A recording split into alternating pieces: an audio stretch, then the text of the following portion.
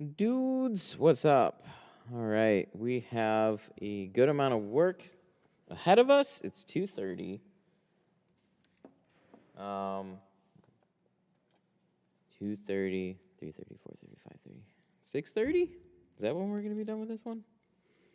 Probably. It's usually how something like this goes.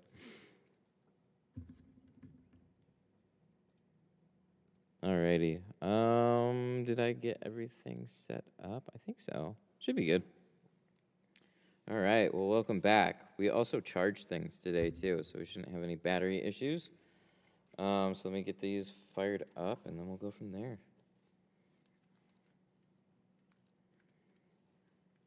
Unplug that. There we go. We got our streams cut out for us this week.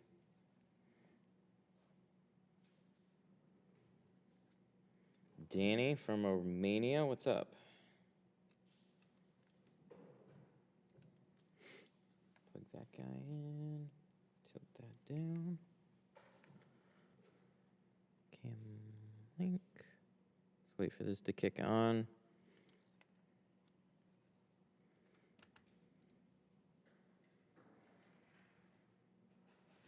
There it is.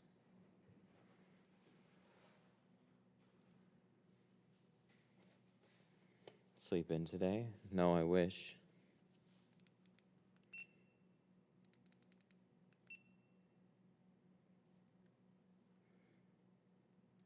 %20 still seeable. 35% seems too late. Yeah, for sure. 20% is great.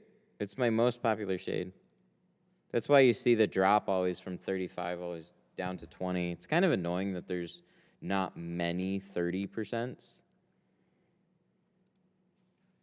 He ended up coming in. Yeah, there's like a schedule mix-up today. It was a little ridiculous. Somebody was supposed to leave a deposit and forgot to, so my 10 o'clock appointment, I didn't think I had one, and then all of a sudden I did. But he didn't want to wait. I don't know, it was just a mess. I was giving up on this one today. Well, when it's this late in the day for here, so 2 o'clock's not late for a car. It is late to do a full stream with the windshield, but he actually saw the channel. So whenever that happens, I do what I can to accommodate.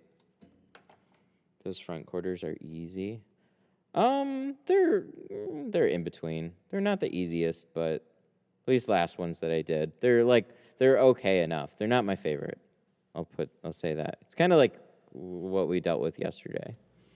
I've done a handful of Rav4s lately. Yes. Those front quarters are easy. They're annoying. As long as everything goes right with them, then we'll be good.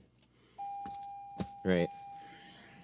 We'll get them one way or another. It just depends on how many tries that they're going to take. Hopefully it's just one try and not 5.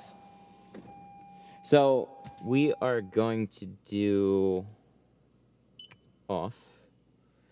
And that should be, turn that off. That should be good. Fog lights, those are off too. And for now, since we're doing tape, we can turn that off. So we're doing, 20% on the front doors, 20% over the rear. So effectively, the rear is going to be near limo. Front doors are going to be in 20. Windshield is going to be in 50.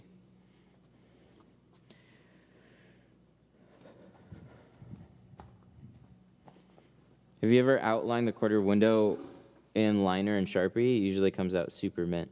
The only reason I haven't done that, I think it's a good way to do it. The only reason I haven't done it was it's this cut right here that really throws me off. How do you know if that's, like, because it's got to be, you're sometimes tucking it in a little bit, but you're really using like a factory straight line to get like super close to that. So do you Sharpie and just cut the whole thing, or do you cut that part and then Sharpie the rest of it? Like to use kind of as a guide for that line, because that's just like as straight of a line as you can get. So that needs to be kind of like dead on there. I haven't. I've just thought about that. New tape. Every day's new tape.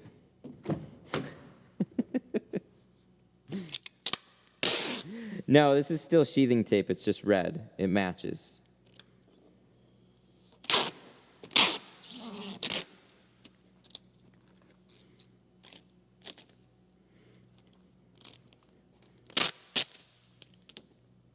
I use a ruler on that edge. And then the rest of the edges, those can be, you know, because there's always like a thickness to the Sharpie line. So knowing exactly where to cut that straight,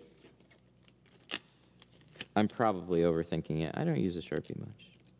Actually, I don't use a Sharpie like at all. But I think I get it. Where can you get this tape from? I don't know. This was a sample from the company. But sheathing tape, house wrap tape, it's all very similar.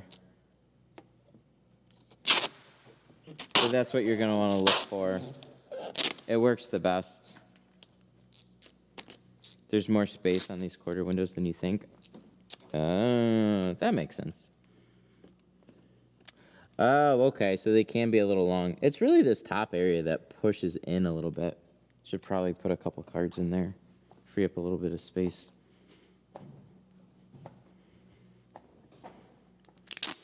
If I have a dash cam with 3M tape on the windshield, would I need to take that off before getting the windshield tinted? Yeah, or the shop will remove it for you.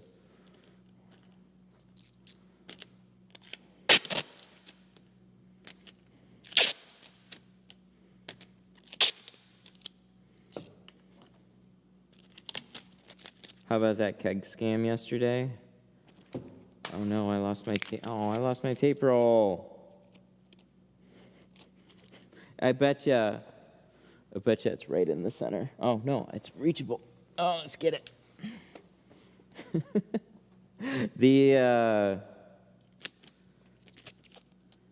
Yeah, I've seen that before. I didn't. That's kind of wild that it was your picture. That really sucks. But I've seen quite a few scams. Like people are getting scammed out of a couple $100 off of tint kegs. 150, 200 bucks. We delete anyone's, or at least like so they're not supposed to be able to be approved. So whoever let that slip through, that's not good. We don't, I'll leave a reminder, but we don't allow for sale ads. I just had to block somebody today. Like, it gets really annoying. So this, unfortunately, goes for everybody in the group. The only time I'll let it slide is if you've been posting and contributing for a long time, and then it's like, oh, I happen to have these things for sale, but you have a history built up. There's lots of people that all of a sudden come into the group, offer something for sale, and we don't know if it's legitimate or not. But it's funny how many people jump on a post where it's literally like a no-name type of person posting just a regular picture of a film box and going, hey, who wants it? And then all of a sudden like 50 people will be like, oh yeah, heck yeah, discounts. And then they get scammed. Dummy.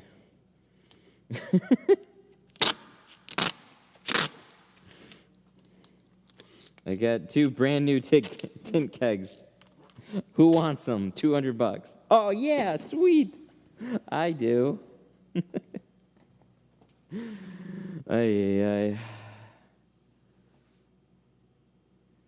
Well, it's official. No matter how hard I try, I can't tint a back window. Guess I need to sign up for your class. Damn. There's probably a couple really simple things that you're just not catching on to. Because that's happened a bunch at the class. I pointed out a ton of times on video, There's just a few rules that you stick to, and once you stick to those rules, like you don't have to go fast. There's a lot of people that just put the heat gun way too close and move too fast. You need to watch and wait for the film to start to shrink, and then when it starts to form these little wavy lines sideways, that's when you can push that down. So you're just learning, you're trying to teach yourself how to watch for the right things.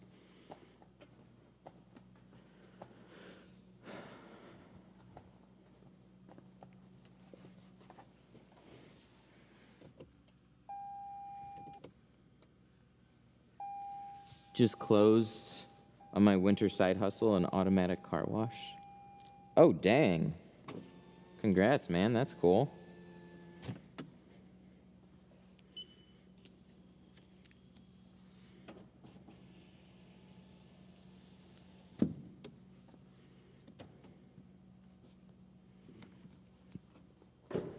I've been thinking about opening up a shop. Any advice? Opening up a shop is way less scary when you already have some way and traffic. So like if you currently aren't tinting cars under like your own business name, then it's a lot scarier. You need some sort of cash to keep you afloat while you build up clients. That all takes time. So figure out how to at least do that much, or save up money and figure out your expenses. As long as you get enough to cover those, eventually it'll work out. But that's the biggest one. So I was tinting from home until the city said no, and then I got a shop. That at least helped.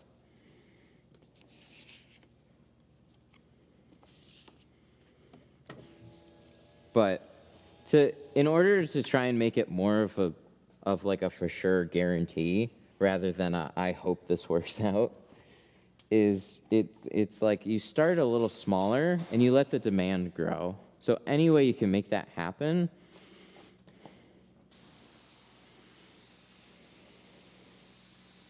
then you go from there. I wish I had a 20-inch roll. I think I used the rest of my 20. I gotta use a longer roll. What do we have? So we got a 40 and we got a 36. We're gonna go with the 36. It's probably gonna be slightly short. How to not cut customer side gaskets when hand cutting. You just don't do it. When you want to do it, don't do it.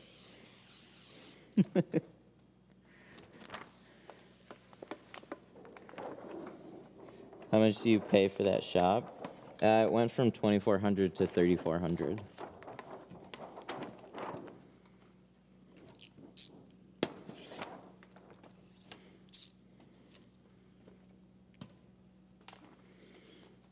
Too much.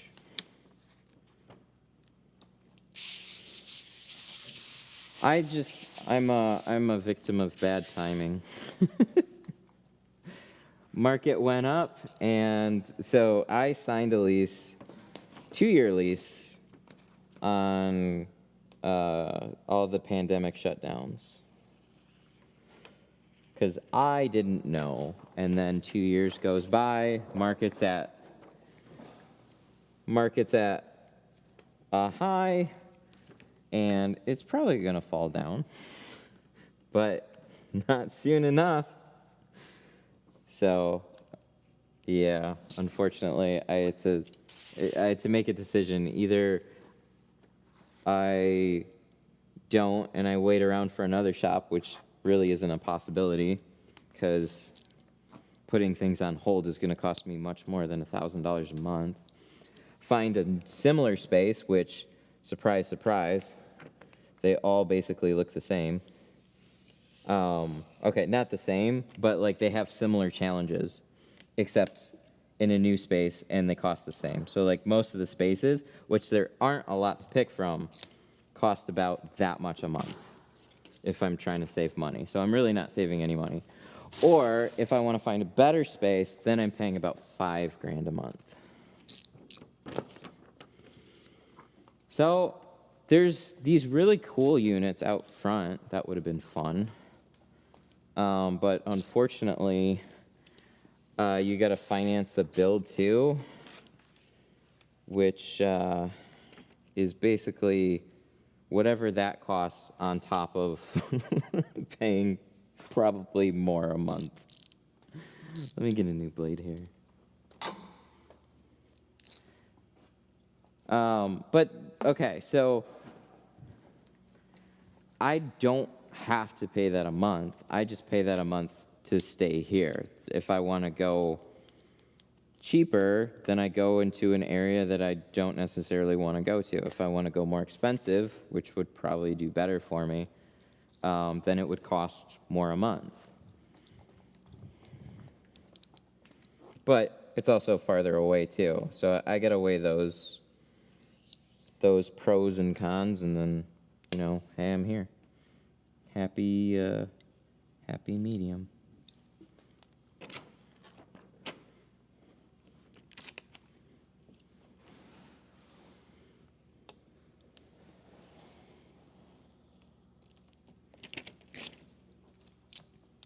Do you know what fixes every problem? Just make more money.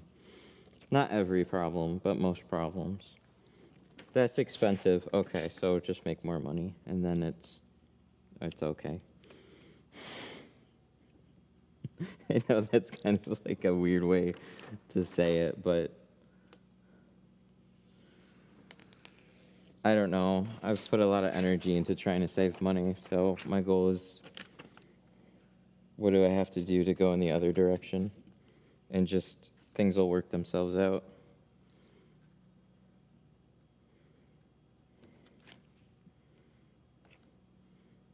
And here's an interesting way to look at it. You can only save so much money, but you can make infinitely more.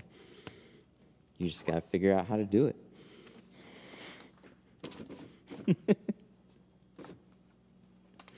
Preach.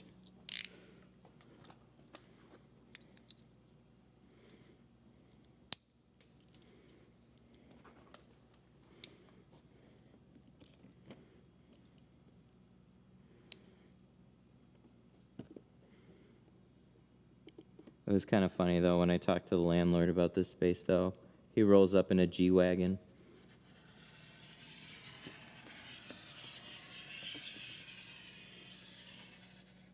It's definitely one of those things that's easier said than done. Oh, I know it.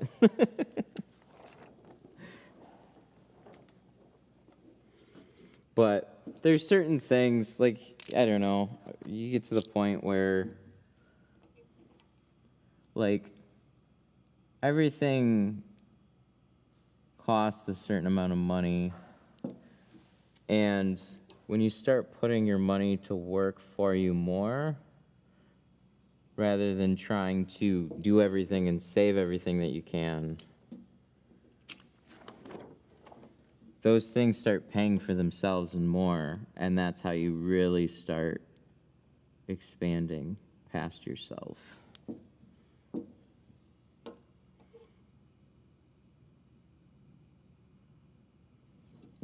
And you can usually double down on things that you're already doing. There's things that you can do. You can teach yourself how to be smart on advertising. You can find somebody to advertise for you.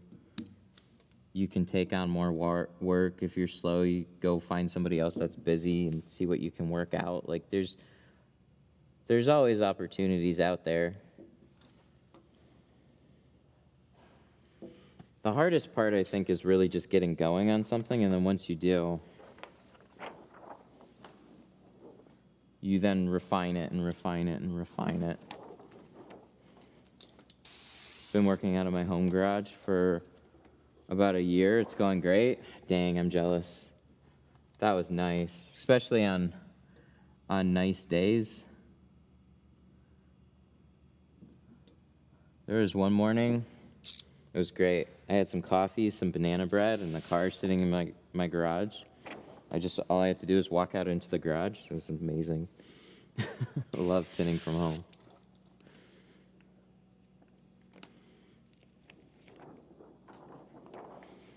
This is a different type of fun. I work at home too. The city didn't want me to work at home. They said no.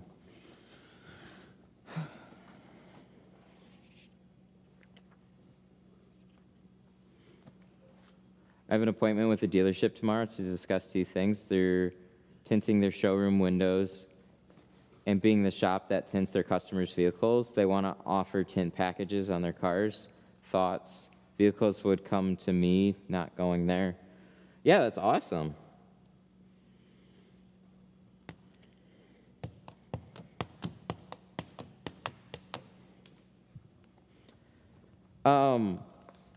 Honestly, like, you don't really even have to discount dealerships. Dealerships, have you seen some of those tags?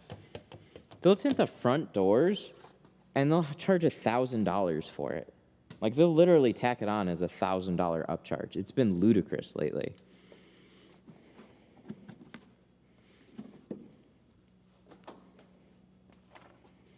So it depends on what they're thinking as far as like the tint package goes, but you can work out something really cool with dealerships if they're the right dealership.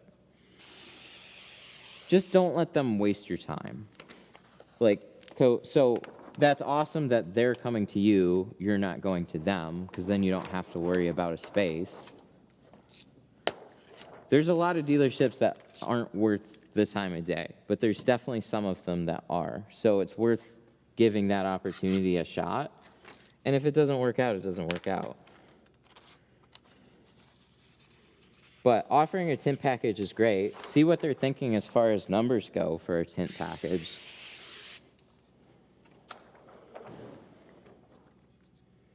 They need to make their money. You need to make yours.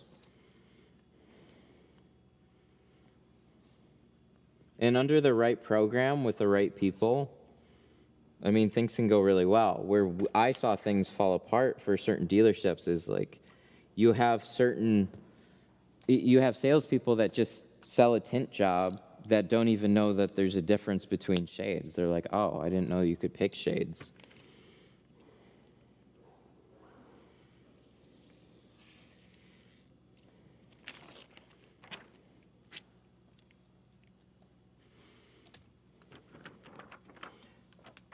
But yeah, try and have a little bit of a plan in your head too on what works well. Like they're giving you that opportunity, and know that you are more of a tint specialist than they ever will be. So you have a lot of say in how this goes. They're the dealership, they want to make their money. See what they think they can sell a tint package for, front doors, full vehicle, if they want to pre-outfit them or whatever. But know that most of them are honestly not very smart. But they are very numbers oriented.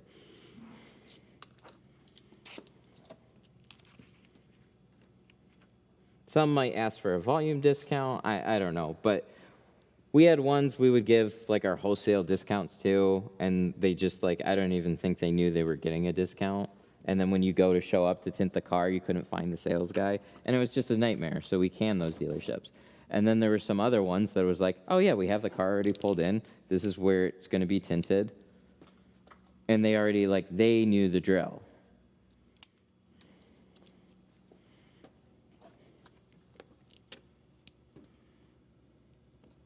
But yeah, sounds like you're on top of it. That's cool. Already working on a proposal? Heck yeah.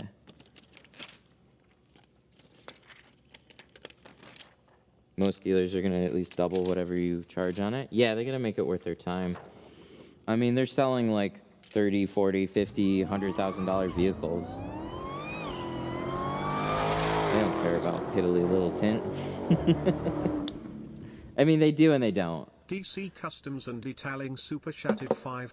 DC Customs with a 5, thank you. 2003 Mustang convertible. When the top goes down, so do the rear quat air windows. How would you hand cut 2003 Mustang convertible when the top goes down, so you do the rear quarter windows? Yeah, so I put the top down, roll all the windows up, do the quarter windows and the door windows, and then you can put up the back window. Or, sorry, Do the back window, put the back window down, and then roll up the quarter windows and the front doors. That's usually how I do them. Back window first, then do the rest of them. So those quarter windows should roll up with the top down.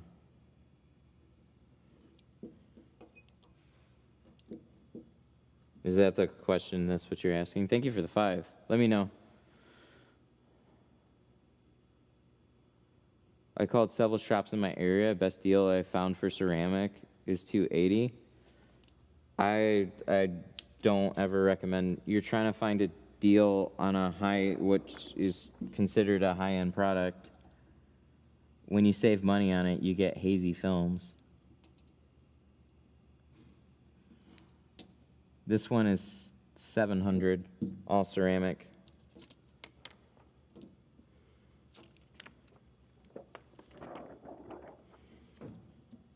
Yeah, they should roll up with the top down. Most convertible windows do or have a way to do it.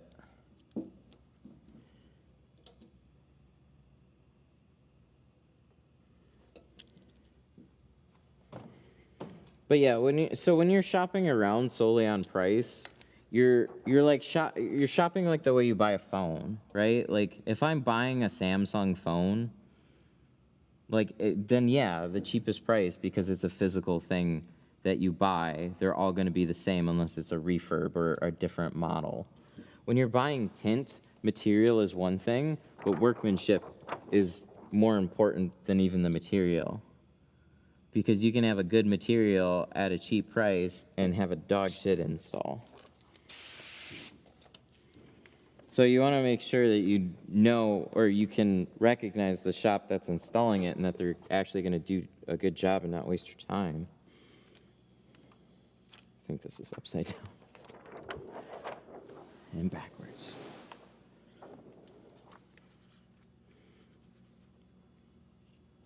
Oh no, I had it right. Okay. So this goes this way and this way. It just looks a little funky, that's all. Because these are slanted that way.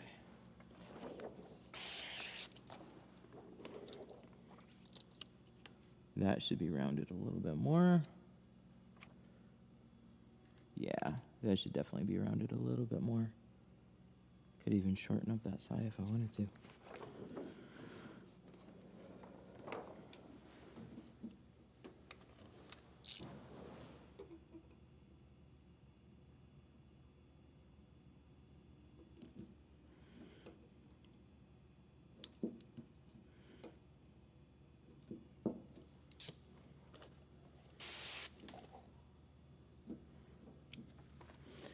$300 on an F350, sides and rear in Pro Classic. Nice.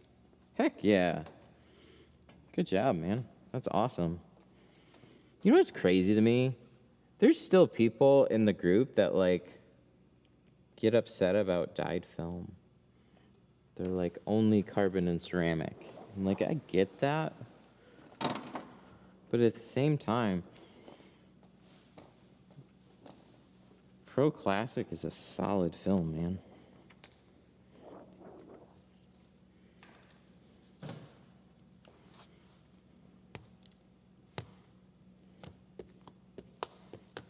Yeah, it's a workhorse film. It looks great. It'll last as long as you ever need it to. Like, it's just because it's in the dyed category doesn't mean it's bad. It's made with good materials. It's gonna last. And as they say, there's like no moving parts with it.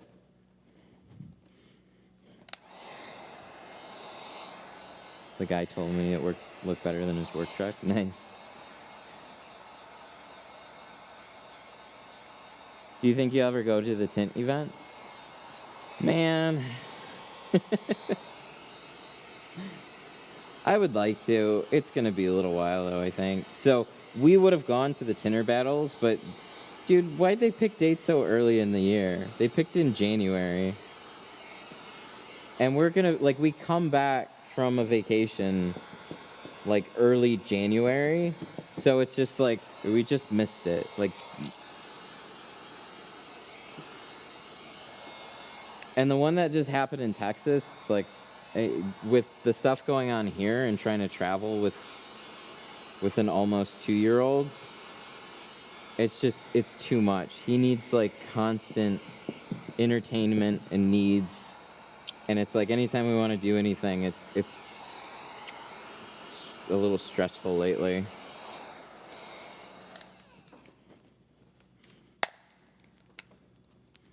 Just put this up here. But yeah, now you have like tinter battles. Would be nice to go, but unfortunately I can't. Also, like, everything's farther down south. So like if it was closer up here, it'd be much easier to. But when I gotta pack up all this stuff and get on a flight, whew. Flights suck. They're not very long, but everything you gotta do for it is a lot.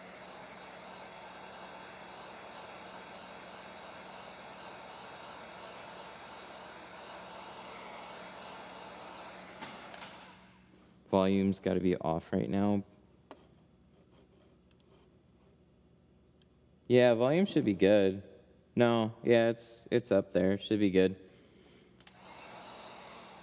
Excuses to go on vacation. It's not a vacation though. At least not for everybody. It's nice to be there and network, but then my wife has to entertain my son all day, and that's not really completely fair to her either. Especially like when you're in a different place, it's like they're just gonna stay at a hotel most of the day, and that's just annoying.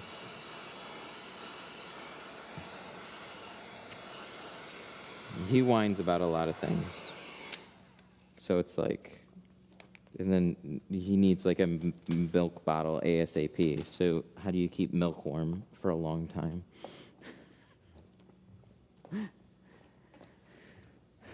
Do you offer Apex? No, not really yet.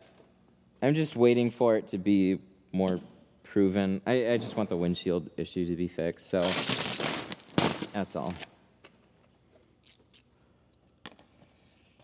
And it is to some degree, but I don't know. I like it. I actually have it on the Blazer, but it started curling back on the edges, so it took an extra 20, 30 minutes for me to get it to stay there. I don't want to have to do that with a customer vehicle and risk dirt or something getting in the lower corners. You're a good dad thinking that? Thank you. I'll watch him too, and man, he stresses you out real quick with certain things. He'll just come up to you and just go like, and you're like, what do you want? Here's some food. No, I don't want that. How about this? No. How about that? No. What the heck do you want? And then you pick him up, and then he wants to get back down, and then he's just like climbing all over you, and then you put on a show for him, and it's like, no, not that show. Oh my God.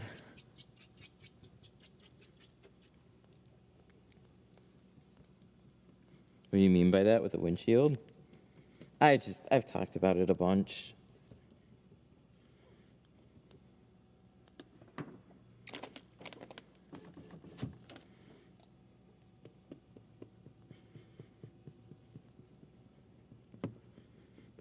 It's a good film. It looks nice. It works very well. There's just something about a couple of the lighter shades when you put them on the windshields. Sometimes they'll curl back after they're installed. So you just got to baby them a lot to make sure that they're installed. So I'm nervous of putting it on a back window and having it do the exact same thing. So I haven't gotten that far with it.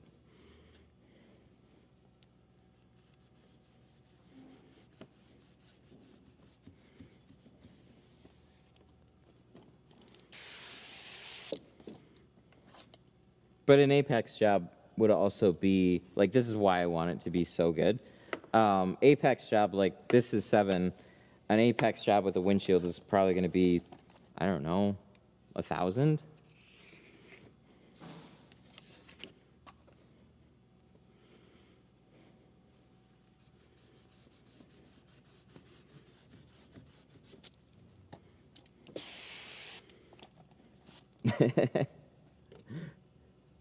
My son is the same way, and he's only 11 months. Yeah, like putting on like what helped with my son a lot was like music shows, just like giving him something to watch for a while, and then he's learned a lot from like certain like nursery YouTube channels. Like he can count like crazy, colors, numbers, letters. He sings lots of songs and stuff. Like he's doing really well.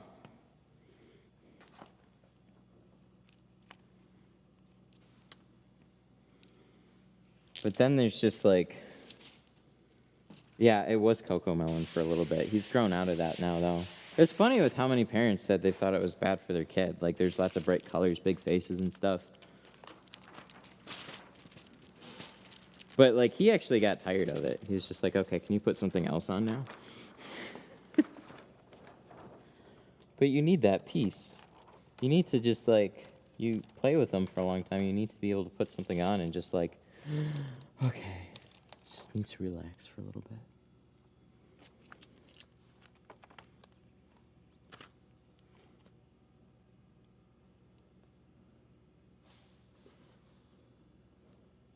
Would you get the clear plastic door cover?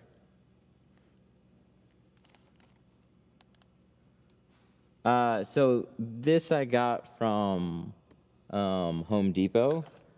It's a clear carpet protector. Works really nice for like sticking to the tape that I put down. Work on some other solutions, but it's a good way to keep everything covered and safe. To be honest, water doesn't do, like it's more impression than anything.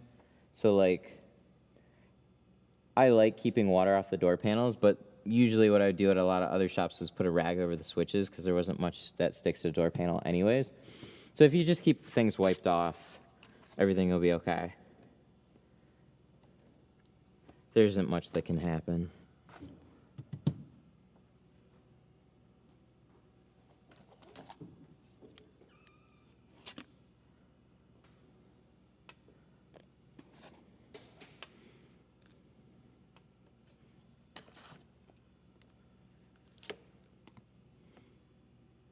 Make sure this gets stuck where I need it to be.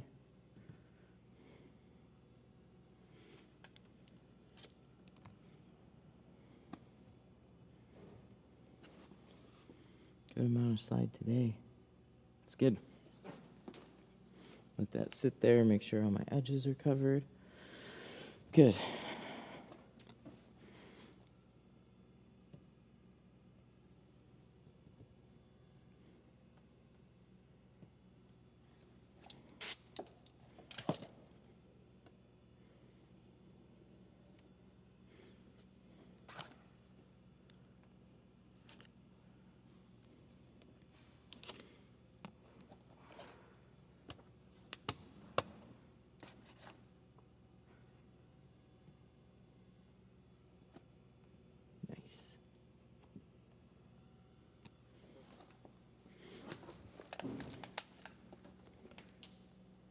Oh no, it unplugged itself. Sorry if you've been asked before. Oh yeah, a few times. You know, I'd really wish he'd grow out of a bottle. I definitely don't mind giving him a milk bottle, but we have this trip coming up at the end of the year, and like, so he'll eat food, obviously, but then there's always like this soothingness about a milk bottle for him. And so we're gonna have to like switch him over from whole milk because we literally not gonna be able to get a gallon of milk. So we're gonna have to switch him over from like a whole milk to like a skim milk or powder or something and hope that works. Or else he is not gonna be happy for a little while.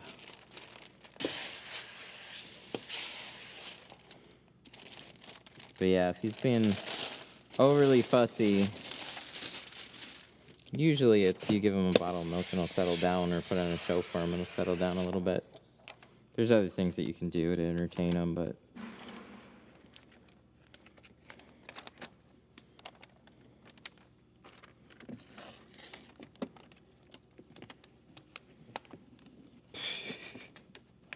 well, I would buy multiple gallons if I could, but we're not going to be able to because it's just not really a thing.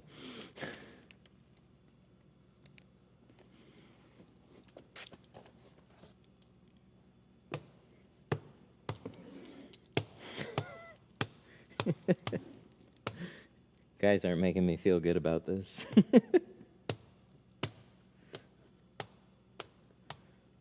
There's one thing that you can't keep good long term. It's a warm milk bottle.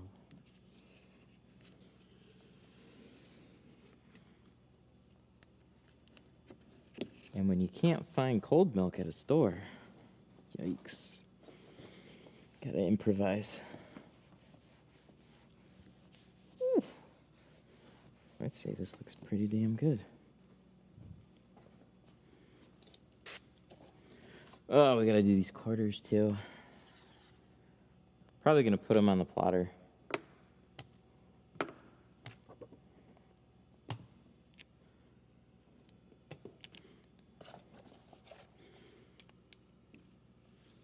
Add some chocolate powder. I don't know how I'd take to that. Whoa! Good God. That's a big one.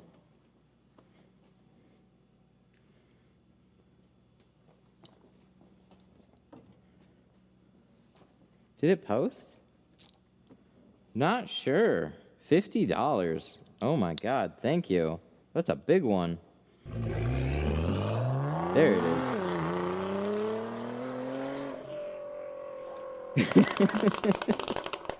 I'm gonna do a backflip. Not And I'm gonna sure, throw out super my chatted back. See, these are like $50. old people questions and thoughts now. I would do a backflip if I could. But then I'm pretty sure I won't be able to tint for half a year. It'll go bad. Not sure. Thank you so much. That was massive.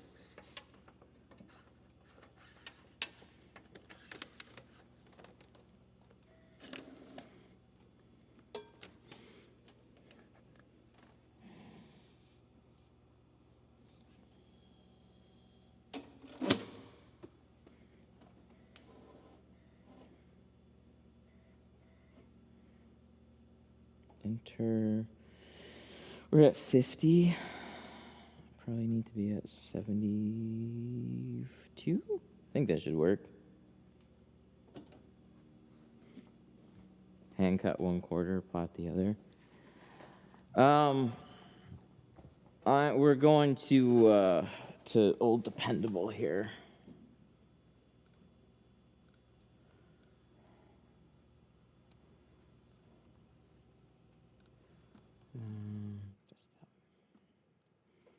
So we're going to pull up Tint. We're going to pull up 22. Toyota. And do Rav4. With everything that's got to get done today, this will be the best, quickest solution. So we're going to pull up those and then probably the rear ones too. We'll see what we can get in here. Ooh.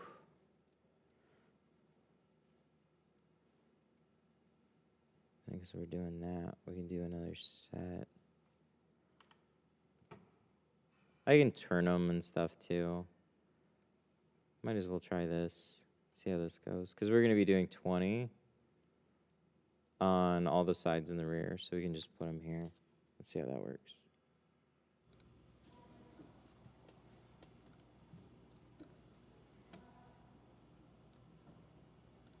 You need like a hotkey for this. I don't know why I haven't set one up yet. Where's my chat? There.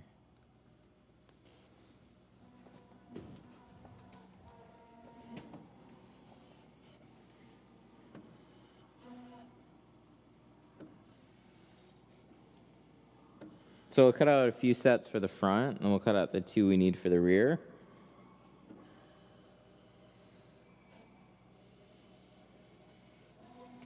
And we'll probably come back and do the rear door. Actually, other than the rear doors, like those quarter windows and that back glass, we'll probably just be doing the exact same way.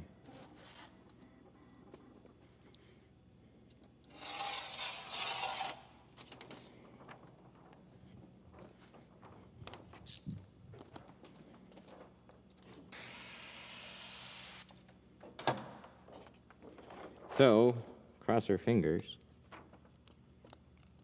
It's a little guesswork on this one. But Pro Nano being a little thicker gives you a little bit more leeway when you're picking your settings. As long as you're overshoot it a little rather than undershoot. But yeah, this is what I want to see.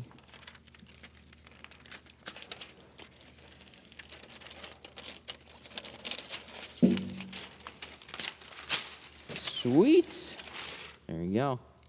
We got some quarters.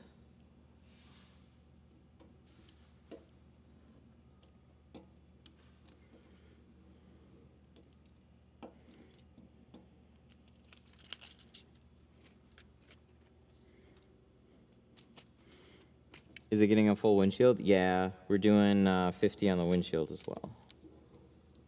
So 20 on all the sides and the rear, 50 on the windshield. Bam. So I've done these ones on this on Rav4s before, and they work out really, really nicely. Only thing about these is that they're pinched in a little up top. So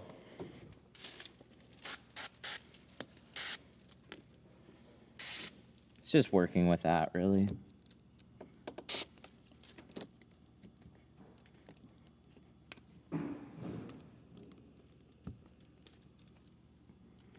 Probably like the main reason. Honestly, it's probably like the main reason I wouldn't go live this late normally for something like this. It's just those quarters are gonna take some extra time. Maybe. I was surprised about the Subaru yesterday though. So like really that rubber, it just presses in on that glass, and so when you slide your tint up, it freezes in place. So as long as you can keep it spaced back far enough, and then when it, you know, as soon as you take those cards out, it'll start to relax back to how it was. Let's do that.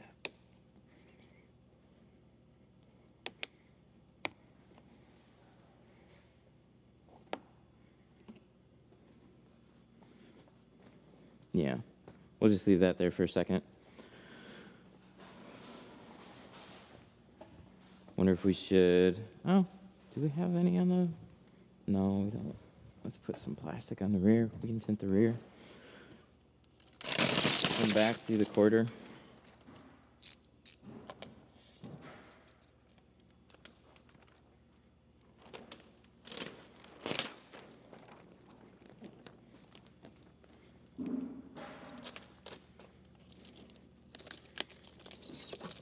Do we have the right slip today? Yeah, it seems to be working okay.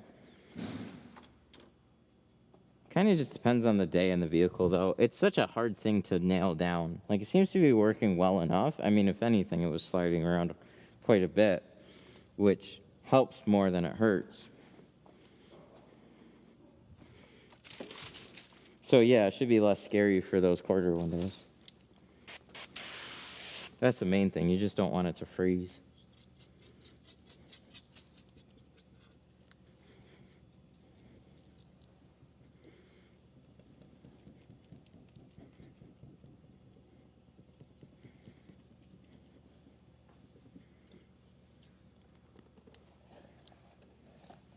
What if you heat it a bit with the pried open? Yeah, that's a good thing to do too. It can definitely help. Just putting some warmth there, softening up that seal. Yeah, it'll definitely help.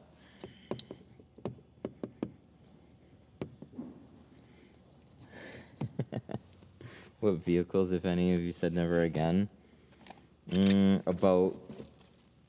There's some of the cheaper boats, they really are obnoxious to tint. So I did one live, and then I had another one that looked like it, except it was 5 pieces instead of 3. So I thought it was going to be a little easier. Turns out that it wasn't. And I'm never doing one of those again. But when you go up into the Malibus, which is kind of ironic because Malibu's a cheap, easy car, expensive boat, they're way more straightforward. It's the older, or not necessarily older, but the cheaper gasket style windshields on those boats really suck. Oh yeah, somebody mentioned the slip solution from Geo. So that's Fusion's all type. Yes, I have used it. There's tinters that love it. I'm not one of those tinters. It's decent, but I think you still have the same type of tacky problems. Even when you add more. So give it a try, see how you like it. Like a lot of these things are personal preference. I prefer, as soon as I put the tint on the glass, give me enough time to slide it around the glass so I can get it in place. I don't feel like I'm asking for too much there. So when I put it on the glass and then it all of a sudden starts sticking really, really fast, I'm not a fan. I feel the same way about the green tint slime too. I like the orange one more. Tint Slime Ultra was awesome, but I was also using different films at the time. Geo's just been a tough one to figure out. Like, I mean, that's the thing. They have a solid adhesive system, and there's films that are very similar to this, where it's like as soon as you stick it on the glass, it wants to grab it, and you just need a little bit of time. Not all glass. Some of it's better than others. Like this one's pretty damn good. You just don't want to have to fight with your film. So the less I fight with it, the better. Film on. Now that's one I haven't heard in a long time. I forget that stuff exists. That stuff's been around forever. Maybe I'll try that again. That would be ironic. Ajax Lemon? Yeah, he posted a picture, and it says super degreaser, which is like super no-no from what I hear, so.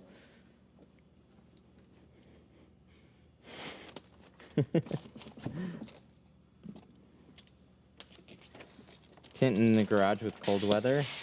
You use less soap because, I mean, it all just depends on how it goes on the glass. The general rule is less soap because when the glass is cold, your film is not drying out as fast. Things are sliding around more, so then you can use less soap, so then things tack up and stick quicker. In the summertime, your glass is evaporating as soon as you put the tint on the window.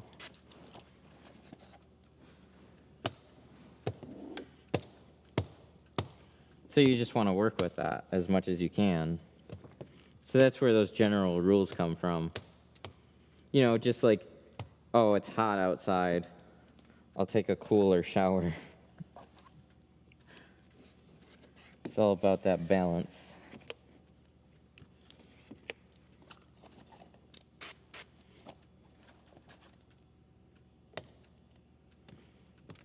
But you could still use more soap in colder weather. It's just, all soap is a way for the film to slide so you can get things in place, and you want it to get in place nice and quickly, and then when you go to squeegee it, it's nice to have it tack up and grab in that spot instead of squeegeeing it, and then it still slides around a bunch.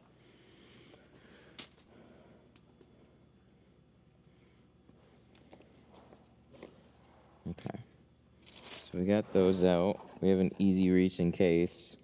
Let's pull this and go from there.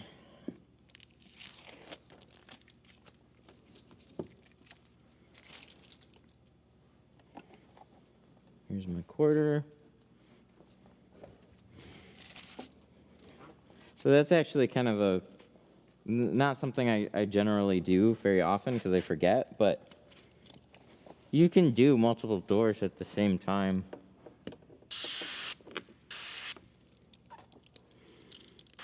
So if your film is sliding around, it's all about shaving off seconds and just being as efficient as you can.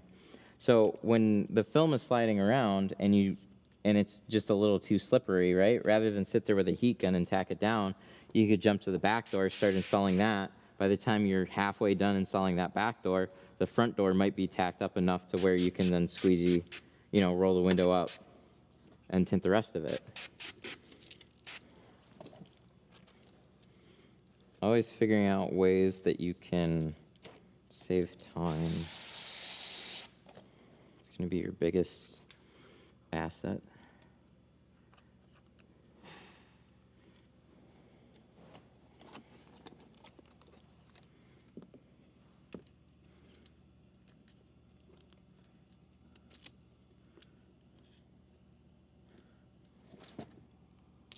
How do I reduce creases around where I fold the tint when two-staging?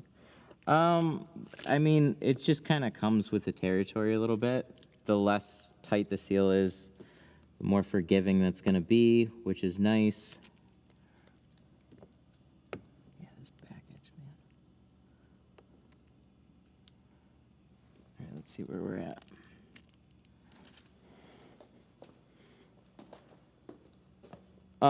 Don't fold it up as tight, and when you get little ones, just put a little heat in those areas and press those lines out. You'll be fine.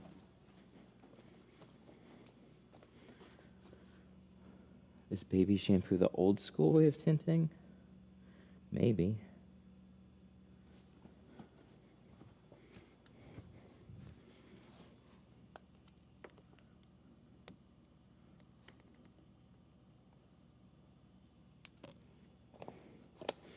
Do you run out of Lowe's house wrap tape? Well, yeah, but then the whole reason I was using that is because it was like $4 a roll cheaper.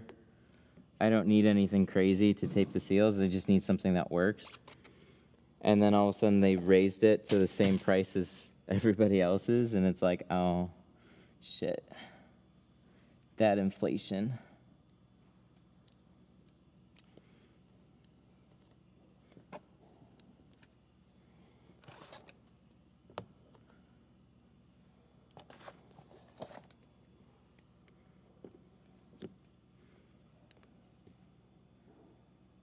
Baby powder's the old one.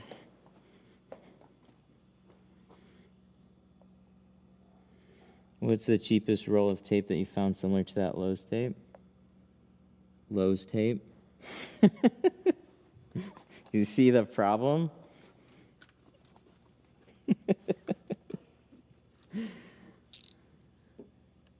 We almost got it.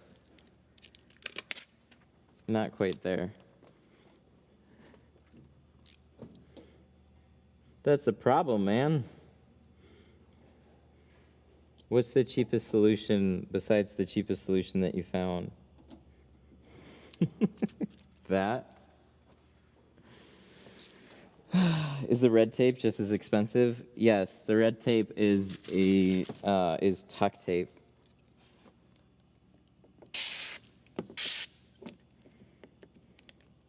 It's just unbranded tuck tape. It was brought to me by a rep from the company because they don't sell tuck tape here.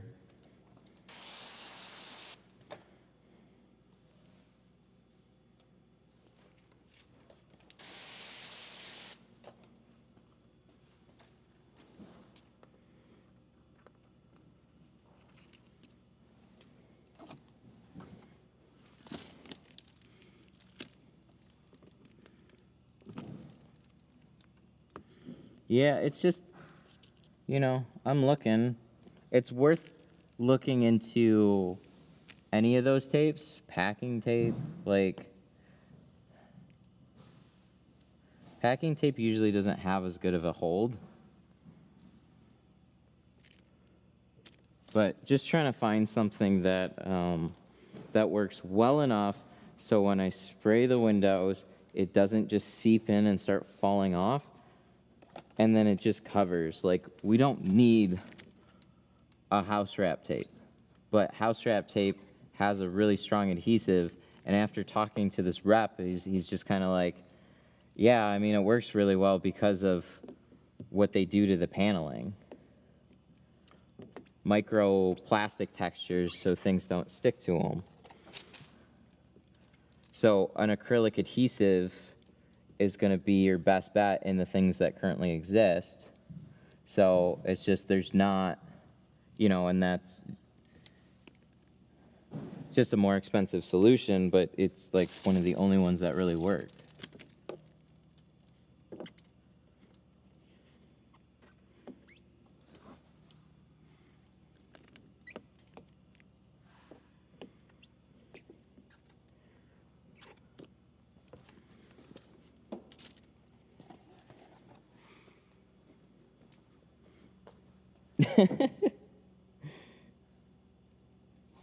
When my sister showed up to have her car tinted, she had to reschedule because somebody else had their car covered in snow and took longer. Wow. Shit happens. That one's, I've never heard that one before. But, you know, sounds like he wanted to do a good job. I think we gotta do this one more time. It's close. God, that top corner, though. He felt bad and ended up doing the job for free? Ew.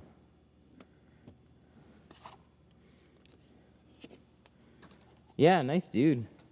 I mean, you can't beat that.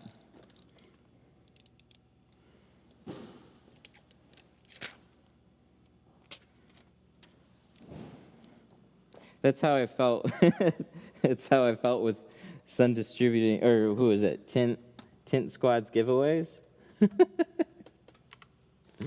Oh my God! So they had this little spree where they were doing like these, pull a ping pong ball out, and you could win a free tint job. And I swear to God, it happened on all the times they had ceramic jobs with windshields.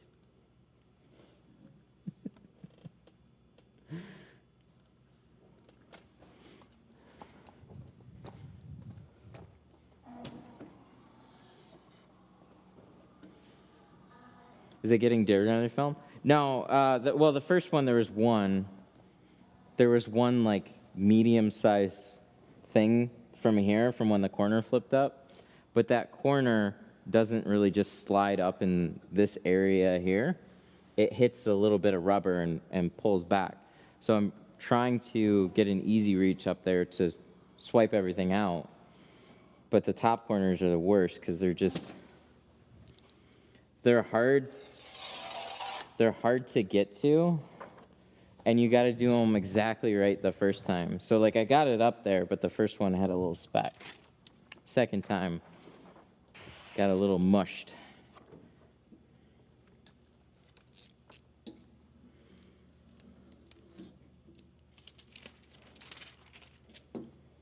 Try shoving the silver card to free up space. I already did with the green ones though.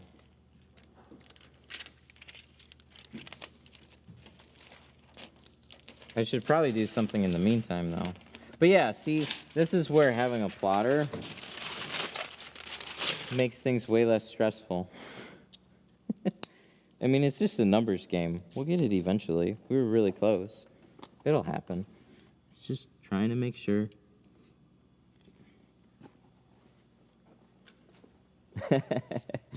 Now I know why people hate tinting the Rav4. Yeah, it's not a bad vehicle. It's just those little quarter windows will give you a hell of a time compared to the rest of the windows. Roll downs, no problem. We're already done with this side.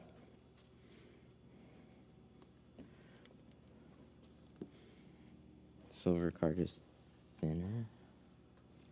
I mean, I don't know. My perspective, like, yeah, just there's the part where you get it in the seal, and then there's the part where it holds it open. So having a thicker card in there is going to hold it farther away from the window for longer. In theory.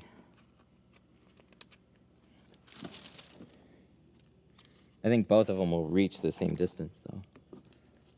It's just that first little bit, though. Oh, shit. Speaking of.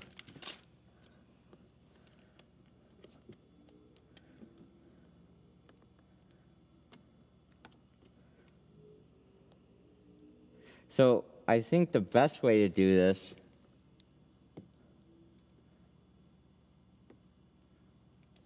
there we go. This is another thing. If you can slide it and not have it pinch, that's kind of the best of everything. Slide it in beforehand and hopefully coast it up far enough into that gasket, and as long as it doesn't grab anywhere, you should be pretty good. But inevitably that little roll happens, and that's where everything goes to shit.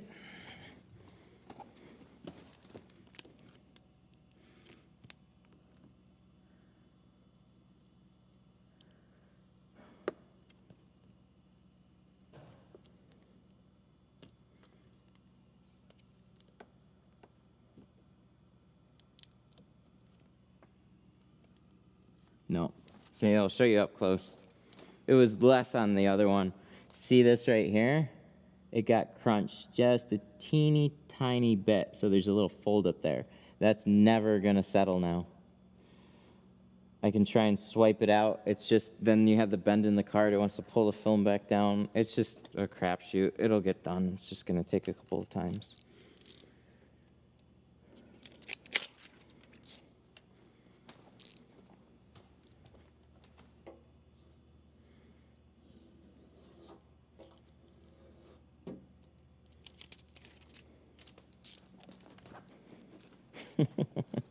I would have cracked a beer to call my patience.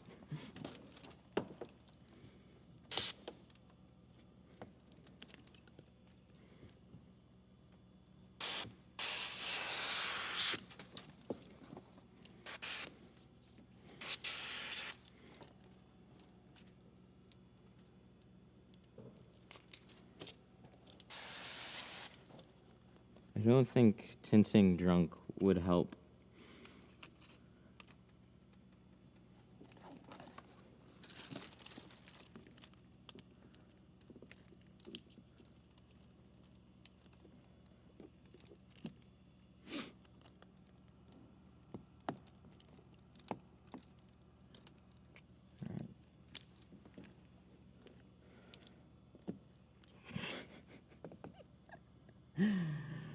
At least it's a small amount of film getting waste.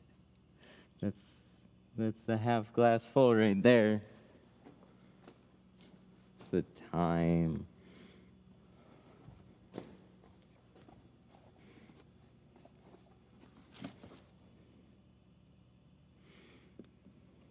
Oh no, not a whole one.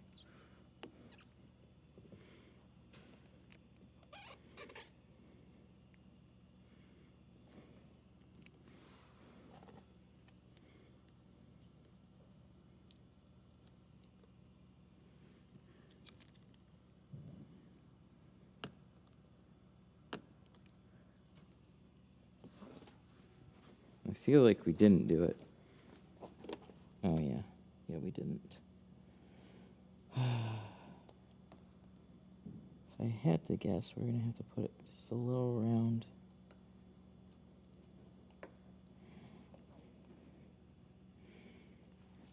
It was kind of funny, though, because I was asked, like, if I was going to do this one live. And all I was thinking was this.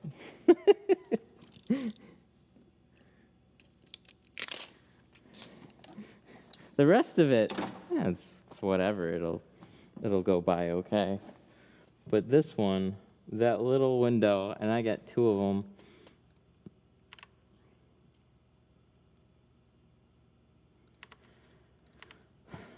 All right, so we need the one that faces up.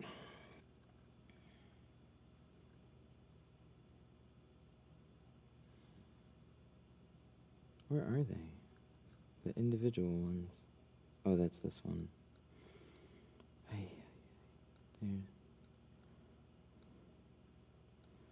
Yeah, I should have just done the quarter windows first and then come and done the rest of it. Oh, Jack. Are you still here? You don't have to hang out the whole time. You can hang out if you want to leave now, like it's all good. Okay. Oh shit. All right, sounds good. So, yeah, I'm going to be here for a while. Okay. All right.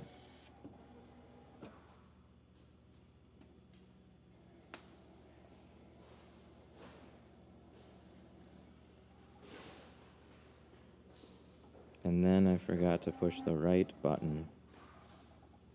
Boy, we were just going all downhill. Yeah, I didn't realize it was already like 4.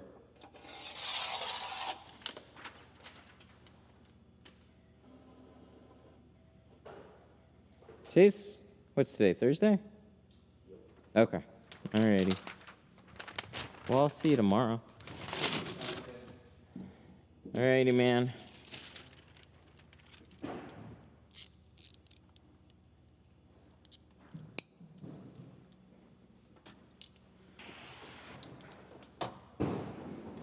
How many do we got on this one right now? 5?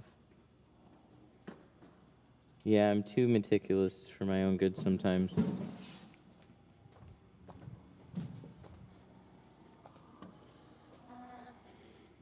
I just wish there was a better tool for those situations, and I don't think there is. Because, like, you need to flex something up into that space that starts pushing on the edge of the tint. So, like, part of it's angle, part of it's just the gasket. I feel like we have everything. It's just we need to get better at doing them. Sometimes they go great, like yesterday or the day before. Whenever, no, yeah, a couple days ago when we did that Subaru.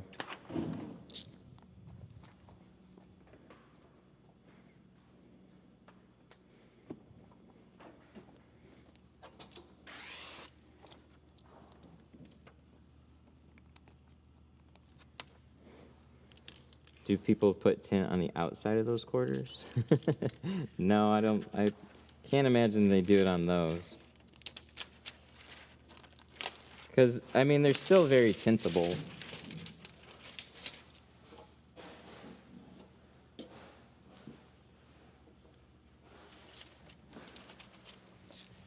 It's okay. We'll get it.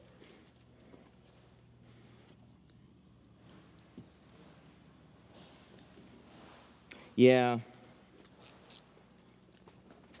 Yeah, I think that's part of it. I think this corner is close, but if it, you know, it's a rubber seal, and there's going to be tolerances for that. Some are going to round in a little bit more. Some are going to give you a little bit more space.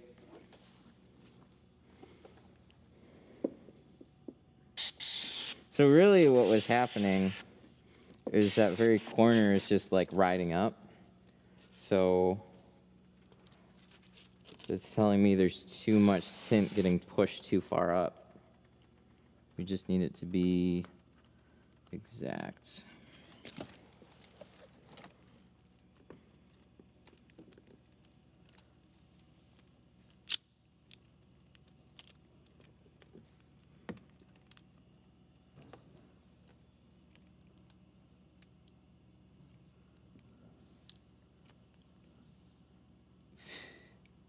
Yeah, that's not gonna work like that.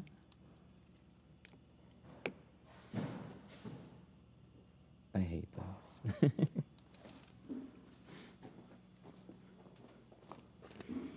Yep. That was the right call. So as long as we can get it, see how there's nothing like rolled up? It's just that little edge was pushing too far in. So as long as we can squeeze this out, I think we'll be good on this one.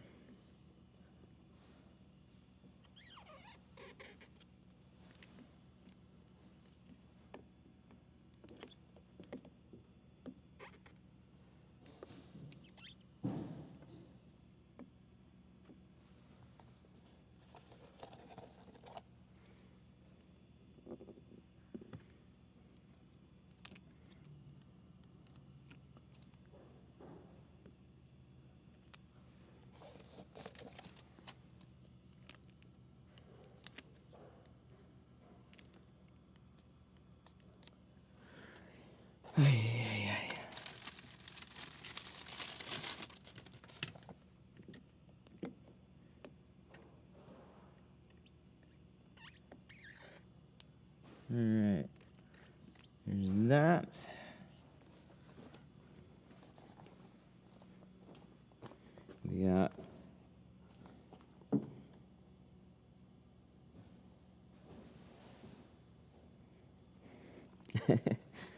I hand cut everything and be going nuts on these. Honestly, that might have worked out good for us in the very beginning because it was just that little extension that seemed to give us a problem. Then we should be good. There we go. Yeah, that's spot on, man. So, like, there's not even a gap up there. We're just shoving a little bit too much tint, but it's so, like, you're talking about razor thin margins, so it's hard to even tell because there's so much, it's all soapy water up there with the tint. Just tough to tell. This should be good, though. So we'll do the same thing on the other side, just a little bit.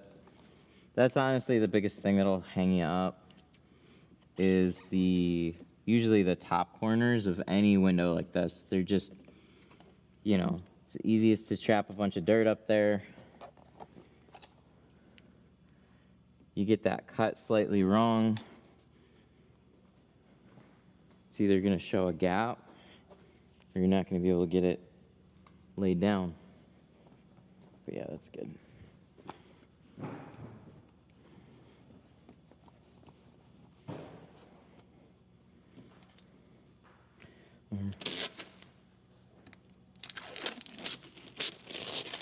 Glad I could catch a streamline. Thanks, man.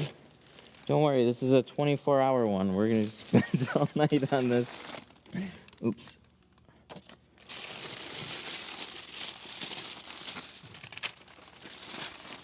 And don't worry, we only got one more side to do.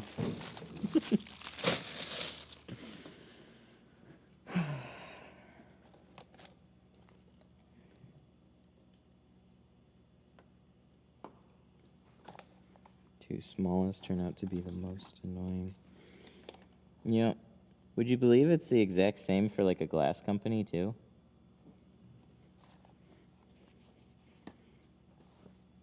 Or, I don't know if they're necessarily the most annoying, but sometimes they're the most expensive windows. So, if you get your keys locked in a car, like so for example, I had that old Civic here. It was in the wintertime, battery died.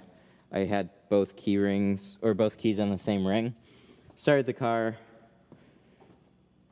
and then I was doing some stuff, didn't realize that the door was locked, closed the door, both keys inside. It's running.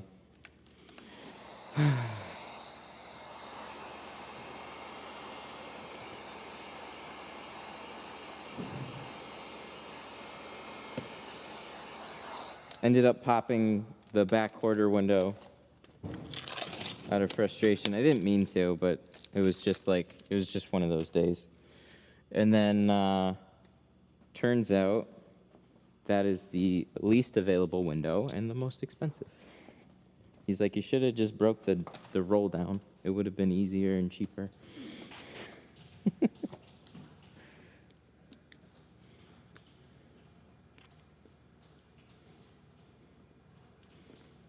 And I was like, you wouldn't think that because it's the smallest one. He's like, just like you tell me with quarter windows. It's like, you got me.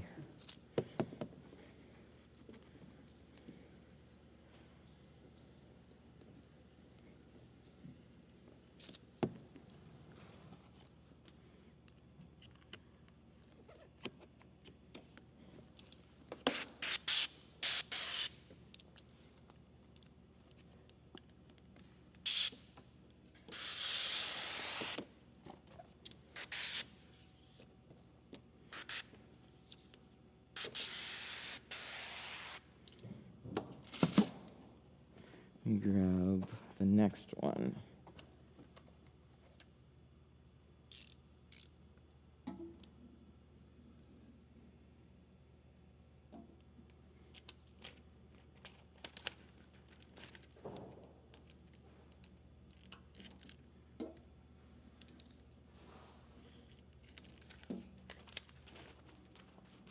So this one, oh, it does go on this side.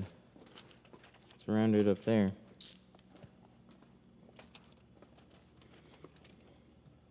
What solution are you using now? I'm using 7th Gen and baby shampoo.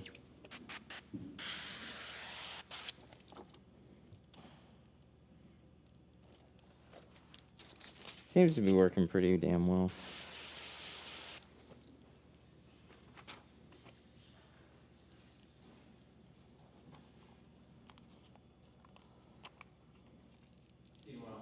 See you, man.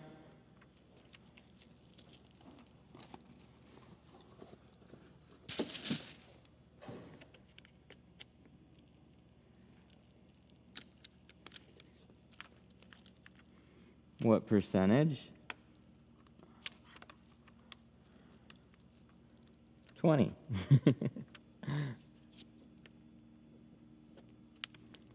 Right now, 3/4 7th Gen, 1/4 baby shampoo.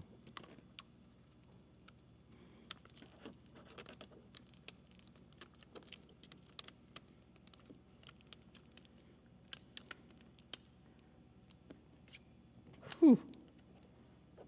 Yep, I knew this one wasn't going to be the most fun either. This one's set up just like that front quarter. It's just tall. But hopefully I'll get a little bit more room off this back edge.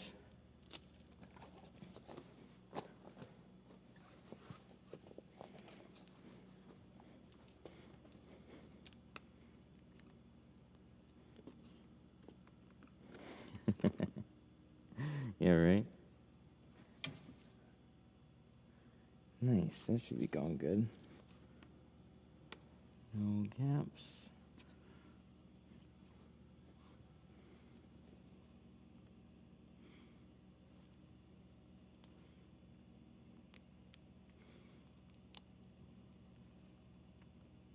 Almost no gaps.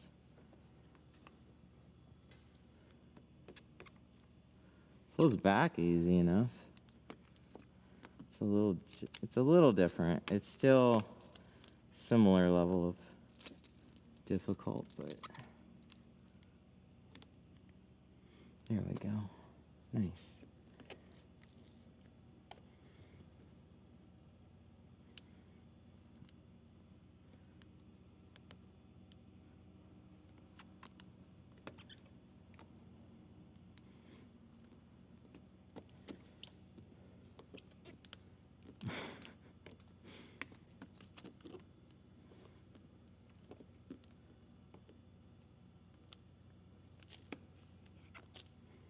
Here we go.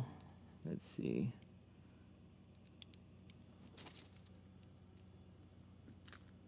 Nice. Oh, yeah, it's gonna be one of those nights.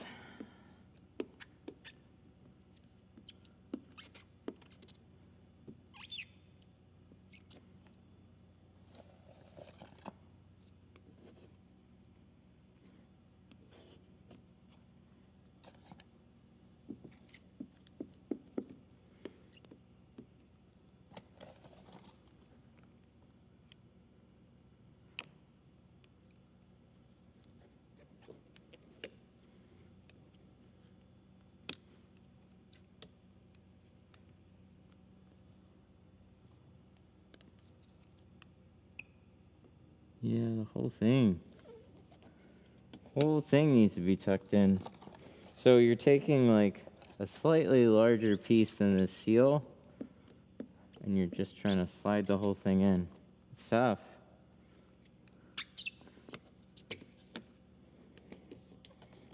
Not the toughest window.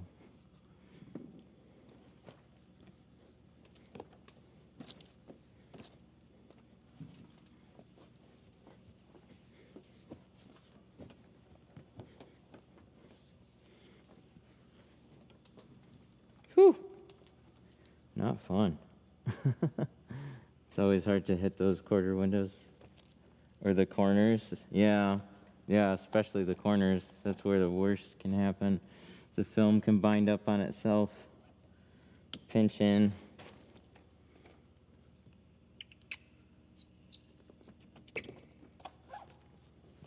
Ain't no thing. Yeah, it's still a thing.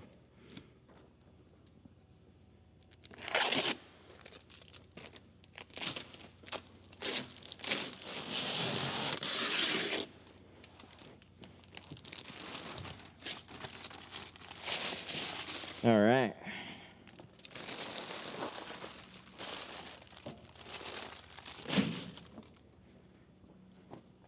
Got this side too.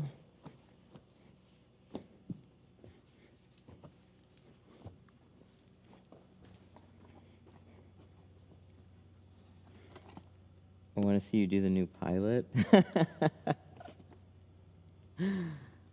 Yeah. So the best way to do the pilot that I've seen is just to you're either removing it or you're putting something in there to like free up the gasket a little bit. Honestly, the little wire trick is cool. I don't really like the idea of leaving wire in there, but you can take like a 10 gauge wire, use a push stick, force it up into the seal, and it helps keep it pressed back a little bit. You can do things that way. All right, let's.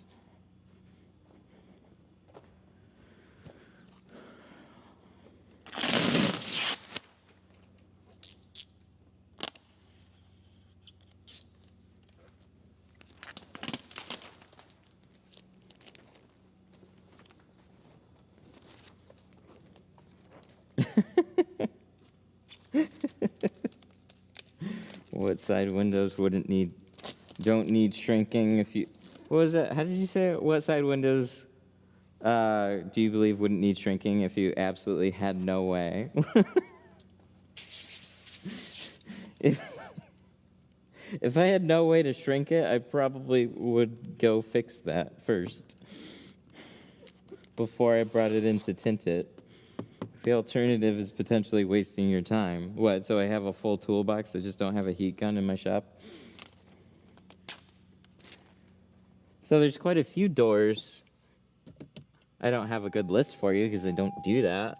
But if you pull the seals on certain doors, you can just squeegee them out and you'll be fine.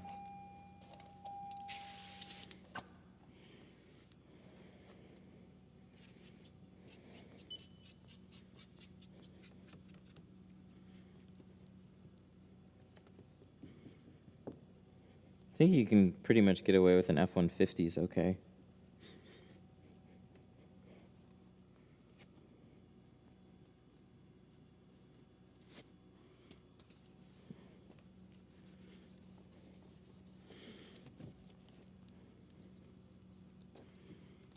What side windows on cars? Which cars are easy and flat? I've seen some done without shriek and thinking I'm mobile guys with no plug for heat guns. Not really, just curious if they all need it. Yeah, I shrink every door window. I couldn't even tell you really. I mean, maybe a Jeep F-150. I've seen a handful, yeah. You can pull the seals and you don't have to shrink them. It's just a different way of doing things. I prefer to leave somebody's panels on.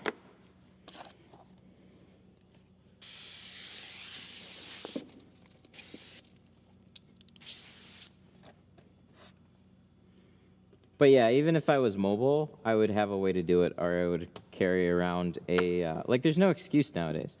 I would carry around a torch. Probably that would be, or you can even carry around like one of those like super battery things where you can power like actual, like a fucking whole computer tower off of it and extra stuff.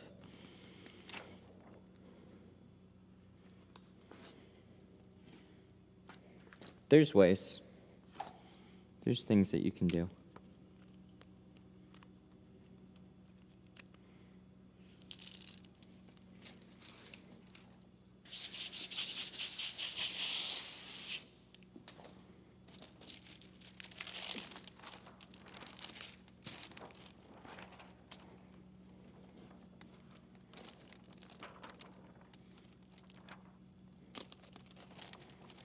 It seems like not opening yourself up to the disassembly, the liability of disassembling a car is wise.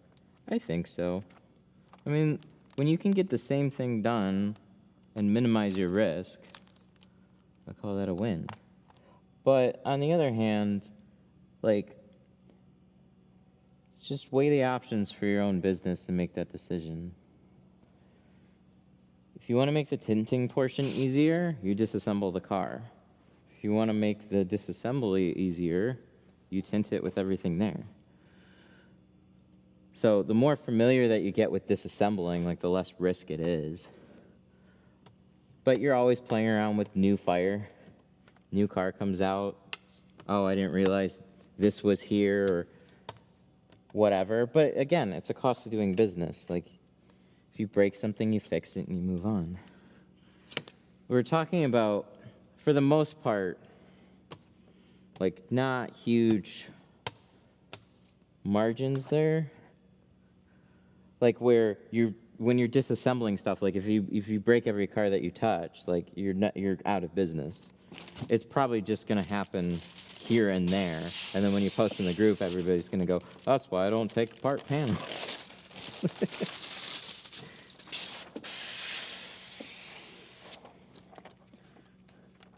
But if doing things that way then makes the tinting portion way faster and easier for you, well, then you're doing more work more efficiently, and that's saving you money in the long run. It's just not causing you, it's just I don't have the physical cost of breaking a panel. And the longer you do it, the more familiar that you get with it. So there's definitely two types of costs there. And a lot of people look at the physical cost of something, but there's definitely the lost time and opportunity. I don't think enough people pay attention to that. Opportunity cost is huge. Always work smart, not hard. Yes.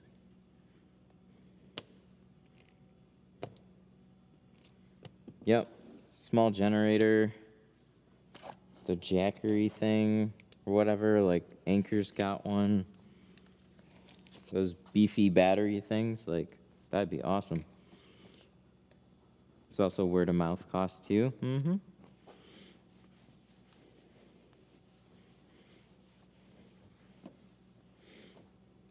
Like, so when you're in a shop and you take something apart and like you're in the back of the shop, like they're not in the back of the shop with you.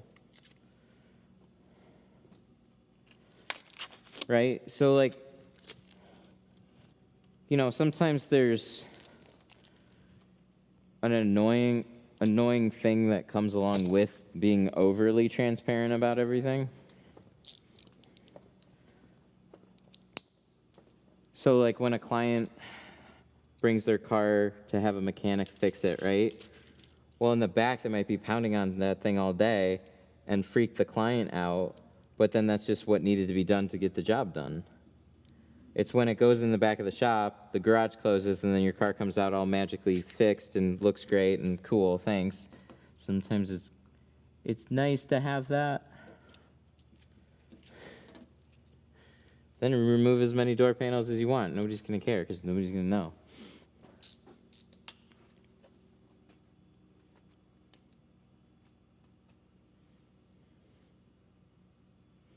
Even if it only happens occasionally, when it does happen, they will certainly tell friends and family, which could hurt business. Yeah, generally how you handle it, though, is the nice part. So if you just handle it, it's nothing that's going to be business ending. I've heard people that have been on that side. So, like, yeah, that's a worst case scenario. And that'll probably happen with certain people where they just don't come back and they tell a couple of friends and family and whatnot.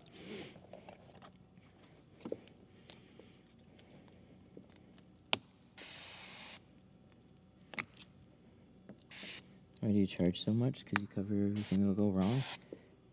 Yeah, it's to get to the level of business that you are, you have to charge for it. If you don't charge enough, then you don't have money to grow your business. It's not just about doing more volume. It's about being able to handle things better as a company.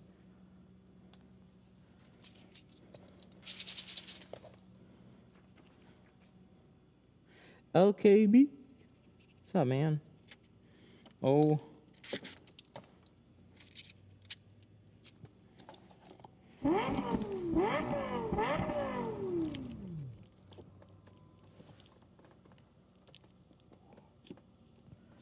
Okay, B with the 2. LKB What's up, Python man? super chatted $2. Been a minute, what's good?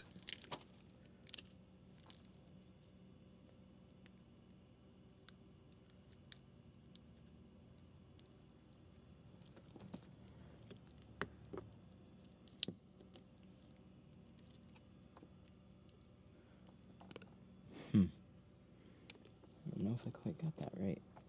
Oh, wait, I think we'll be okay. It's been a minute. What's good? What'll be good is once I'm done with these quarter windows.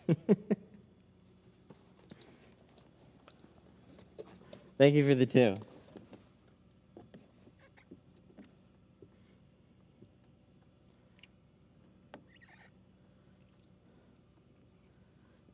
Have you ever had a job where you couldn't complete it?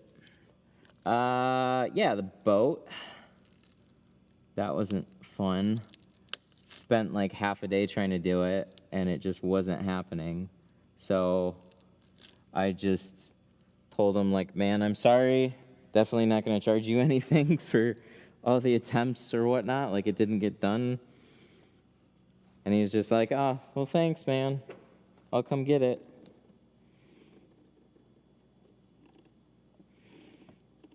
Boats are tricky. But yeah, it just depends on the boat. Other than that, like a long time ago, I got a Beretta. I wasn't happy with how I did that. There was the C6 Corvette. You know, it was a handful of years into tinting, and I know I had done one before, but then this one just wasn't happening. I don't know if it was the film or just that day. Put 6 pieces on it. And then it's just like how we had other cars to do. So like how much time are we going to spend on this car and throw away all the other work that we have? Like, you know, there's that balance to it. So I didn't want to do that. But at the same time, like they have more cars and it's just like, oh, it's just not working out. Okay, I'll let them know. And I wasn't going to argue. Sorry. You feel like shit though. In a perfect world, I'd like to take everything on, everybody be happy, you know, everything turns out good. Toyota, what'd you do with this seal like this? Let's flip this back over. There we go.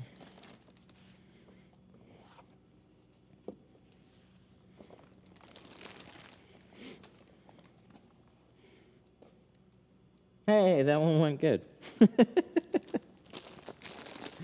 Yeah, I'm going to say round that corner just a little bit.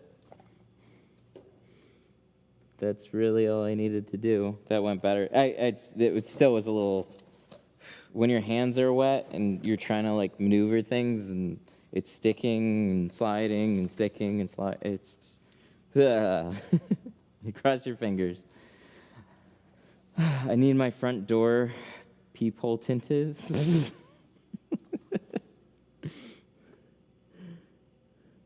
I just get people looking up my peephole.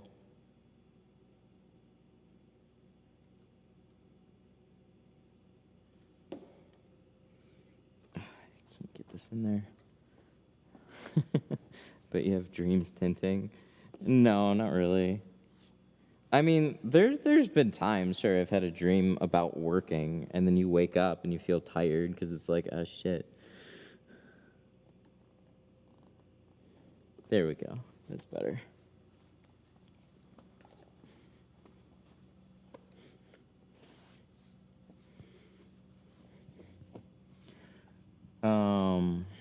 Thanks for the answer. Yeah, no problem. Oh, good. That's just a wipe on the outside. Sweet. Yay. Looking good. My wrapping has started to kick off. I've had some stuff that didn't go as planned. Long as I'm honest with the customer, they're generally good. Mm-hmm. Yeah, so I was on the other side of things for a long time. I was basically in the back of the shop. I never interacted with customers. I let everybody else do that. And it's like people are people, especially like when you're taking on a job and you have some obstacles and stuff like that. It's like, you know, when something comes up, and you talk to them like a person, it's like, you know, people are generally understanding. If you don't deal with that, you start to make things up in your head. But if like, look at it from your own perspective.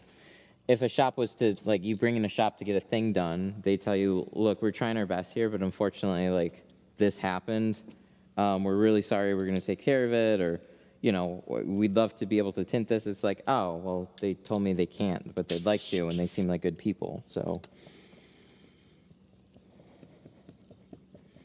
You'd probably be understanding that situation, so most people are understanding in that situation.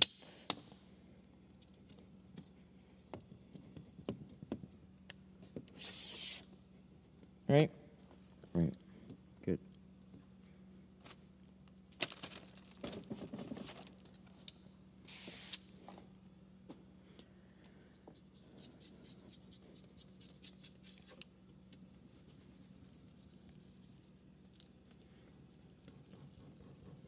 So we got this door, and the quarters, back glass, and the windshield.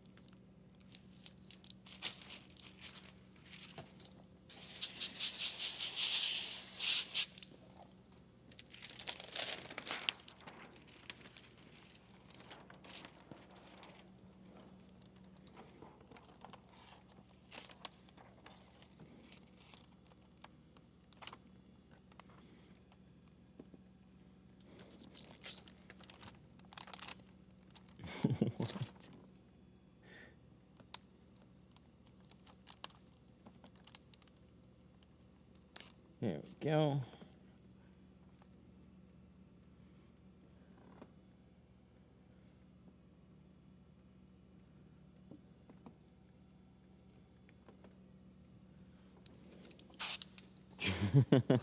I'll be the guy handing out brochures with all the fancy stuff, but have Walmart Tint swapped out inside empty Suntech and Lumar boxes. Work smart. Yeah, that's a shitty way to do things.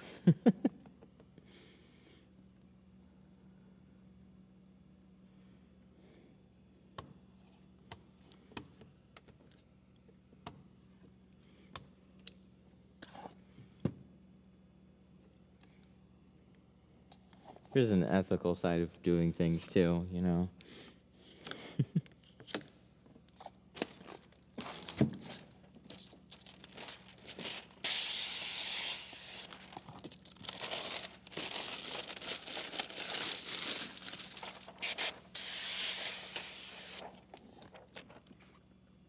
China will sell you those boxes too, which is pretty crazy.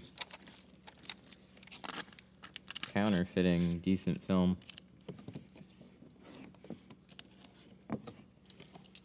I see them post in my group, or at least try to.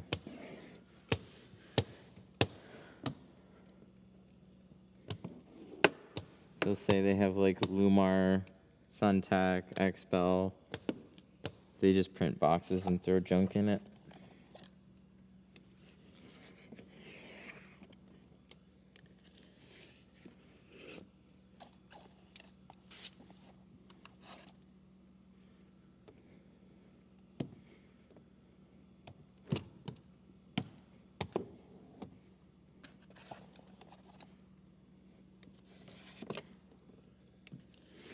All right. So we got one more of these super fun windows.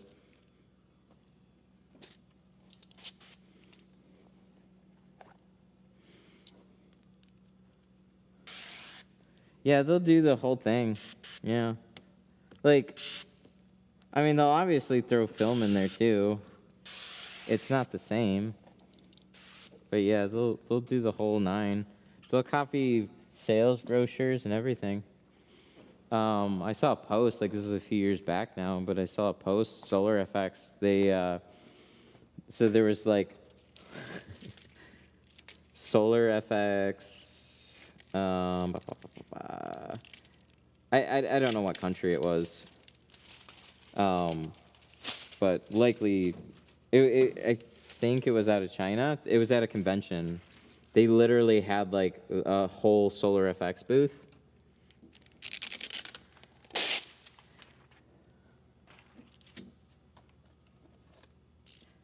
So it was, I don't know, it was some like automotive thing overseas, and they had a Solar FX booth with Solar FX marketing materials and everything, and then Solar FX themselves made a post and goes, "We can't, unfortunately, this is not us, but we can't do anything about it."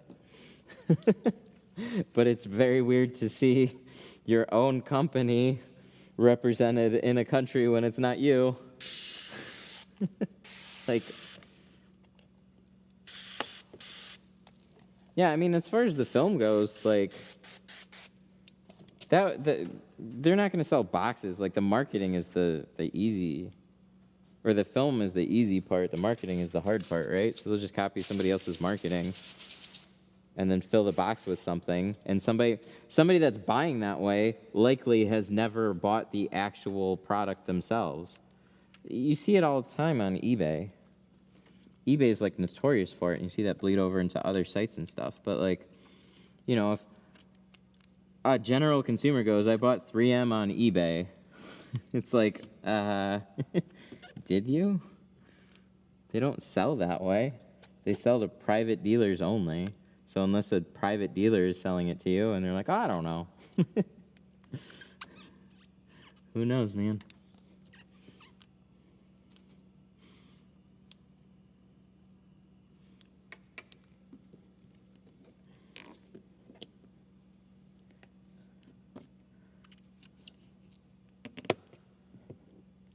Well, that's like thousands of dollars in lawsuits and internationals where things get real gray. So if it's a country that values that, then that probably goes a little better. But if it's a country that doesn't value that, unfortunately, that's it's just throwing dollars away.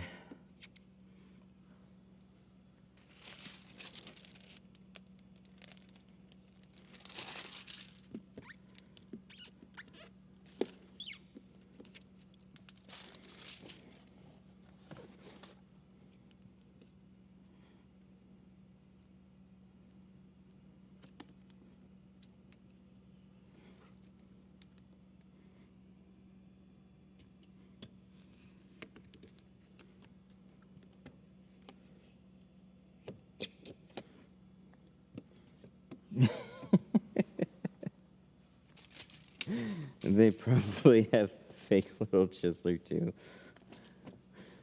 The little twiddler? No, they'll just copy the little chiseler and they'll sell it as a little chiseler.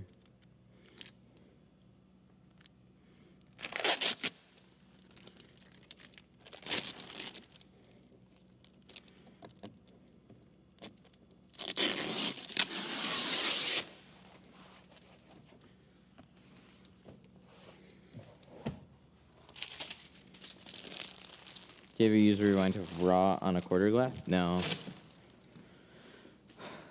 No, the areas that I really want it to slide are the areas that I can't reach. That's when it pinches inside the little edges, and I wouldn't be able to scrub those out.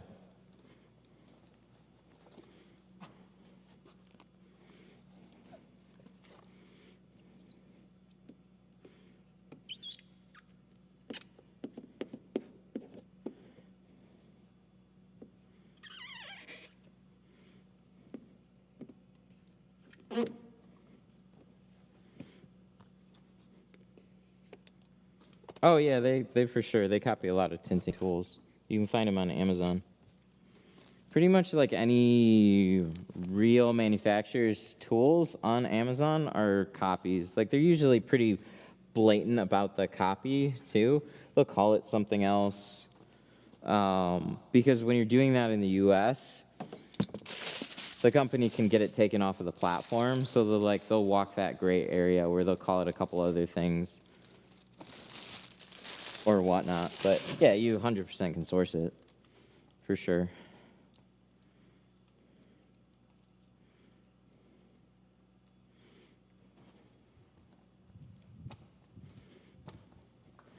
Cool. All right. So we are doors. Oh, I've missed out on an opportunity this whole time. I just thought of it. We're 4 doors down. Next time I do 3, we're 3 doors down. So dumb.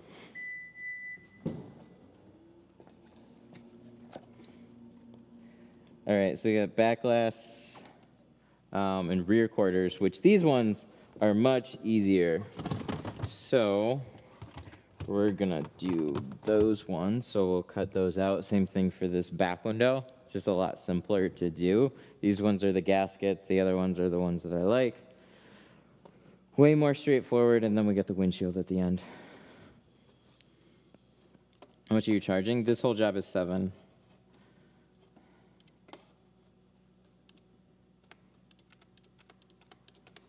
All right, so let's see. What is this one? Why does it have a cutout in the center? See that? What is that about? It's got to be a different model. That's goofy. I don't know what that, with wiper and electronics option. I don't want to see what electronics option that is.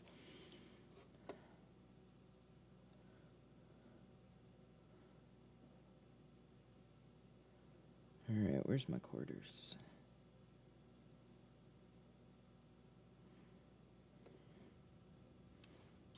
It's the peephole. Good stuff.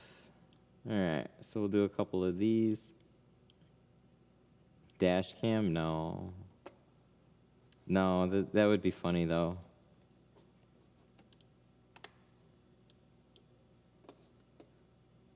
All right, let me make sure this is set up. It's set up.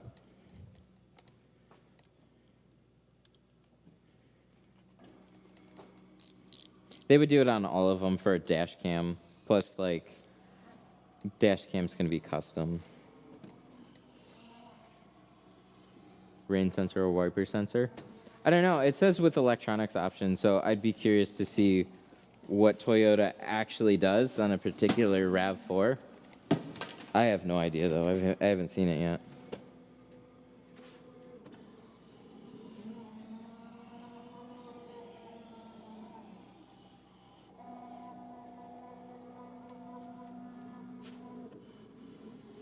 Almost done.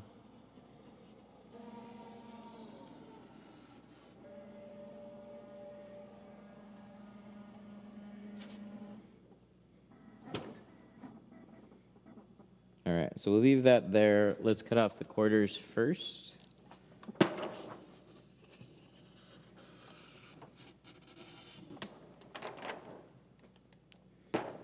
$15 cars.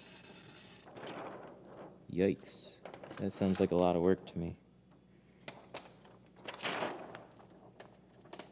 Oh, that didn't cut through. You bastard, you. Come on, just a little bit more.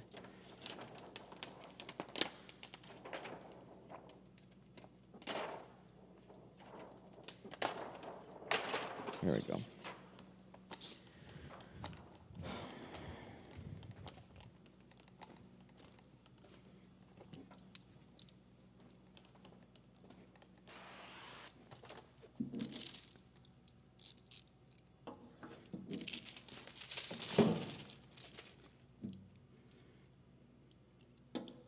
Well, now we got a lot of quarter windows that we're not going to use. Save these for a rainy day.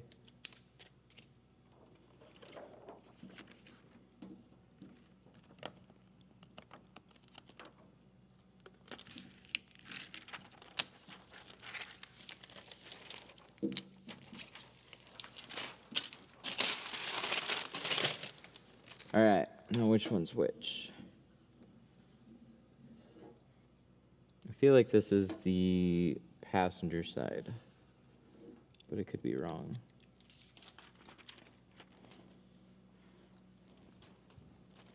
No, just kidding. It's the other one.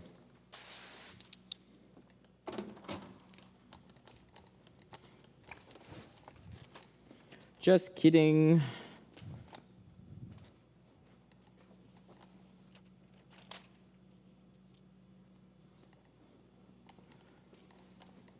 Sliding window with a latch. What?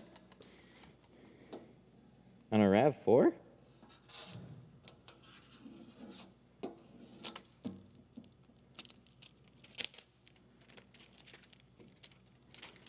Well, I can tell you, Film Cut knows what they're doing then, because I didn't even know that was a thing. I mean, so the fact that they have an option for it is pretty great. Whatever it is.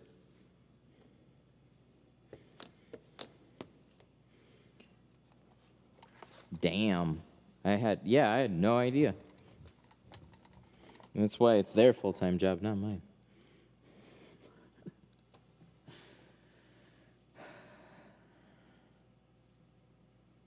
Oh, what's the most cars you've done in a day?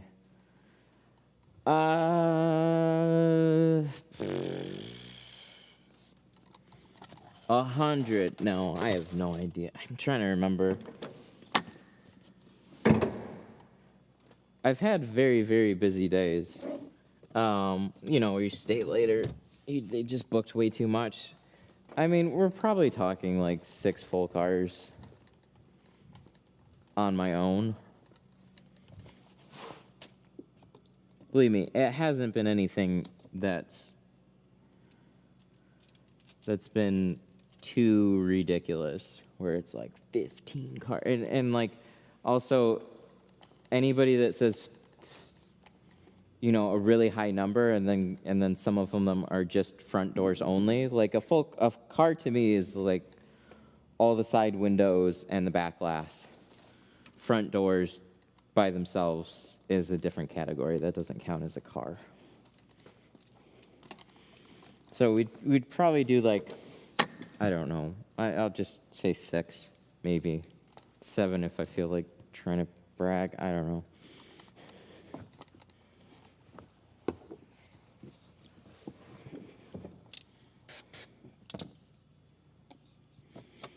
But you're talking about an hour.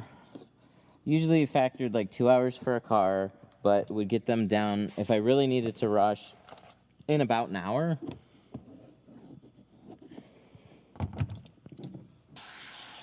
Start at like 8 o'clock, 8 or 9 o'clock, work till about 6. So like realistically, probably 7 then. But I don't remember.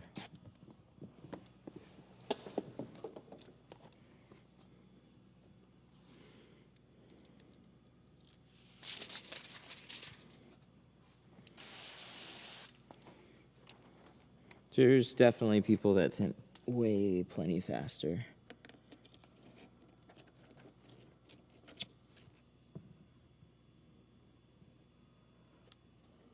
I just get burnt out.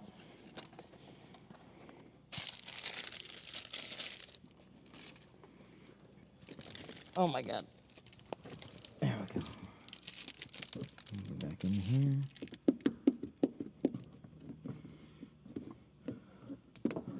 Quality over quantity. That's right.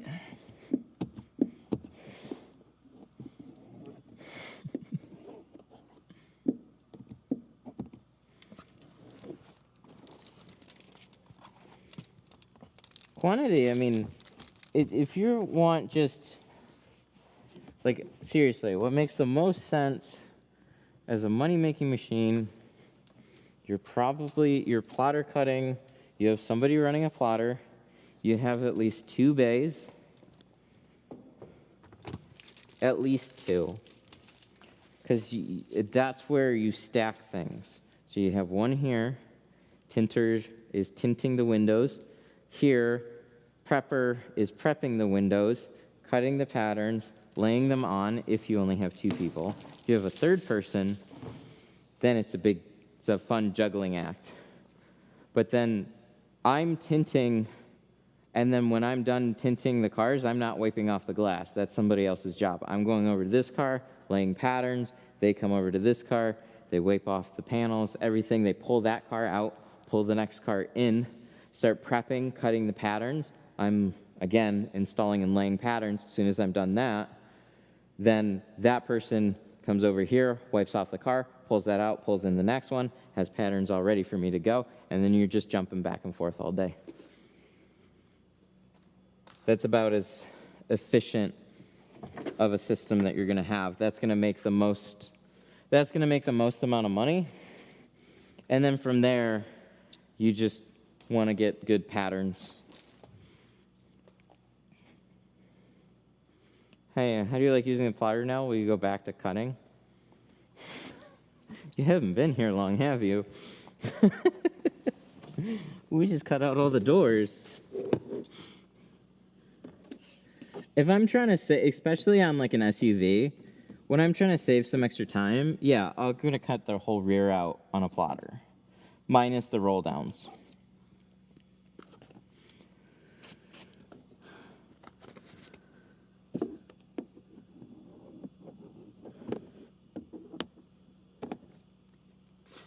But yeah, you're essentially doing that all day, every day.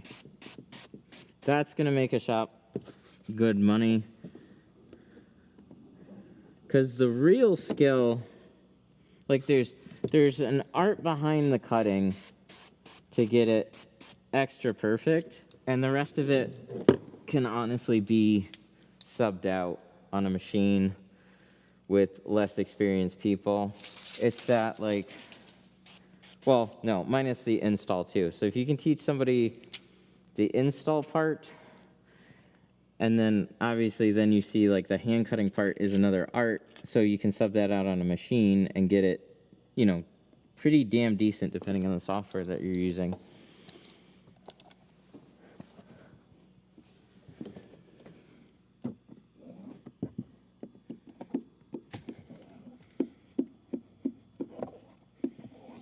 And it really just depends on the car, right? So when we're doing these windows, this is not hard for anybody to do. But then when we're doing those front quarter windows, oof, way harder. Where can I buy quality tint?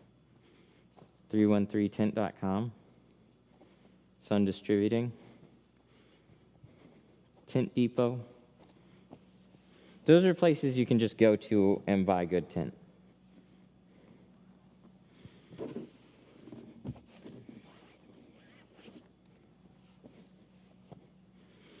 Sweet. All right, so now I got to do the back window. We'll leave that there. Come back for it.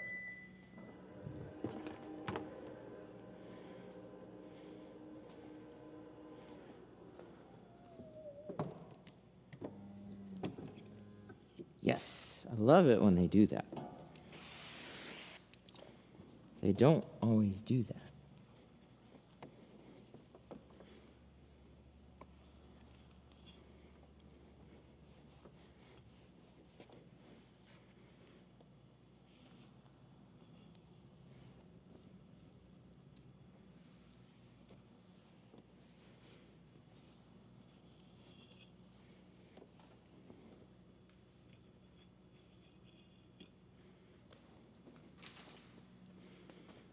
All right, let's prep. Where's our prep baggie? Where'd it go? Let's find it. We should know. We walked around the other. Did we walk around the wrong? We walked around the wrong side of the car. I would do that too much with my heat gun. it would be there, and I'd walk all the way around, and I'd find it there.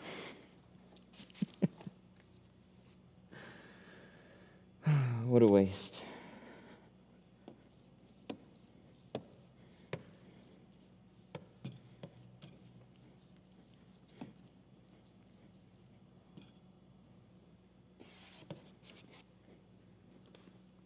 There's that.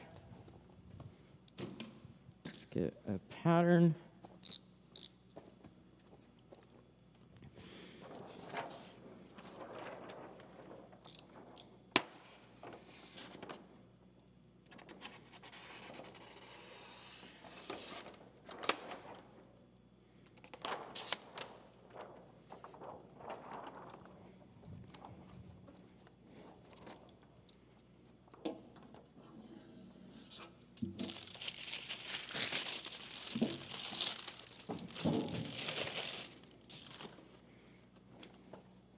That's alcohol spray.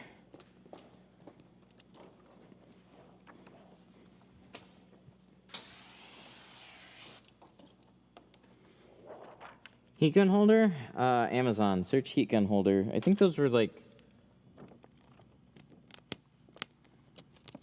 25 bucks.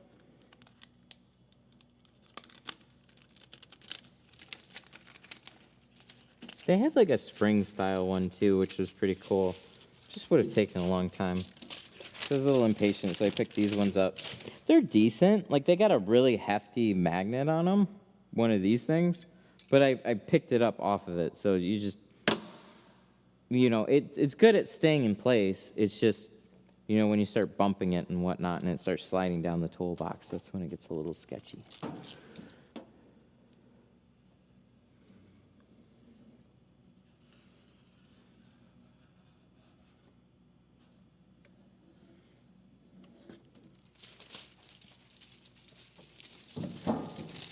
Tint dude. Somebody else is tint dude, not me. It's legitimately like an actual website.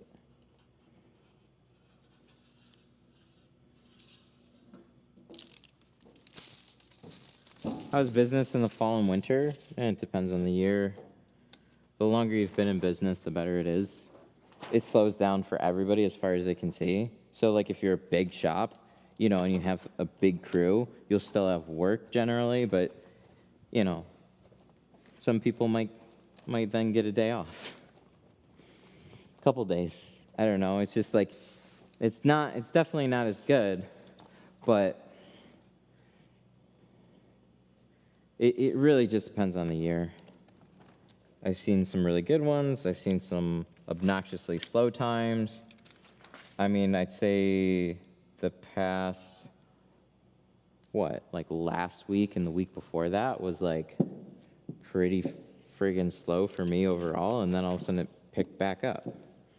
That's just anywhere that I've been in this business, that seems to be what it does.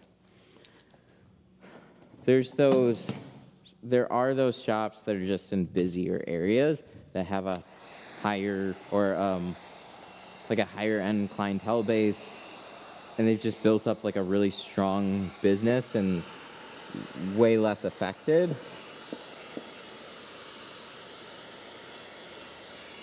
And I'm not like I'm just speaking from what I've seen. But on some level, it definitely slows down for everybody.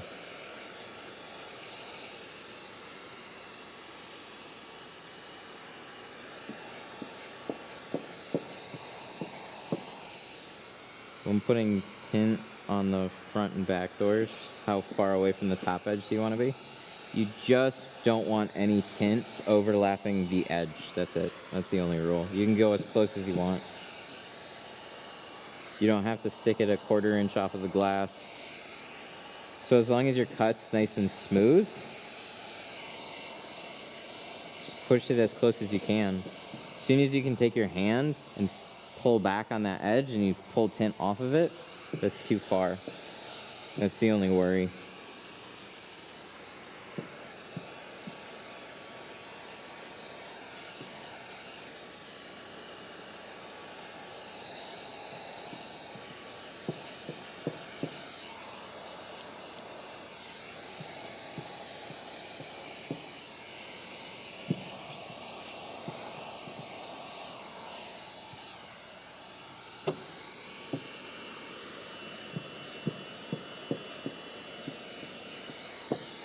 Somebody posted about this felt card in my group, and then somebody replied they don't like the smell of burnt hairs when they're shrinking. I don't smell burnt hairs. I've either gotten used to the smell or I have no idea. I know they can leave little hairs behind, but I've never noticed a burnt hair smell. I wonder if he's just putting the heat gun on the card.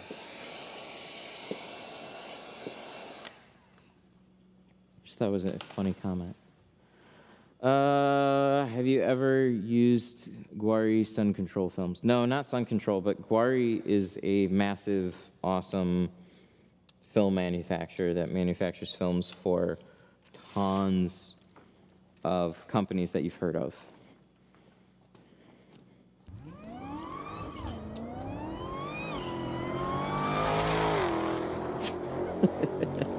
So we're just gonna continue with the tinted thing.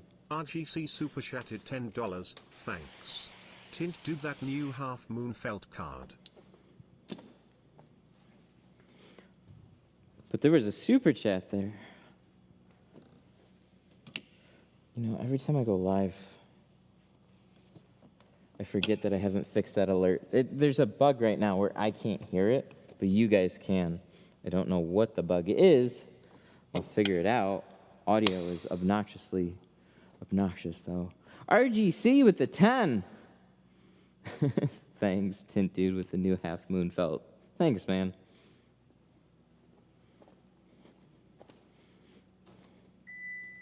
I was going to give them a try. They're based out of Texas. Interesting. So it says Guari on the box, which made me think that it was like Guari's own brand, but I don't know if it is or not.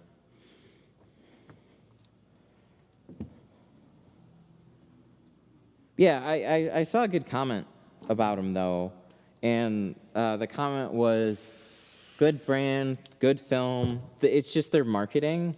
So the film, like, and I agree, the film boxes look kind of cheesy. So when you're getting into, like, those differences, though, so, like, if you're the type of guy that just, you have,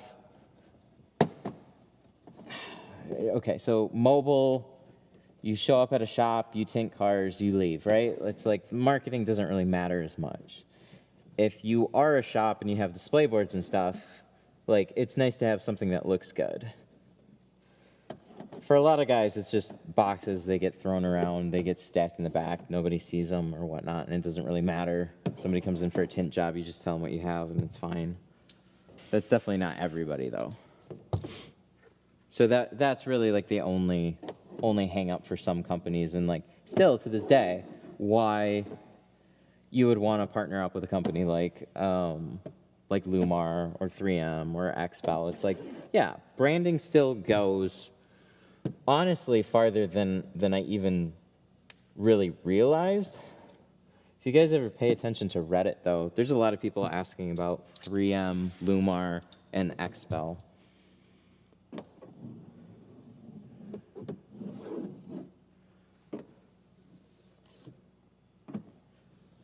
There's definitely a strong marketing reason why that is the case.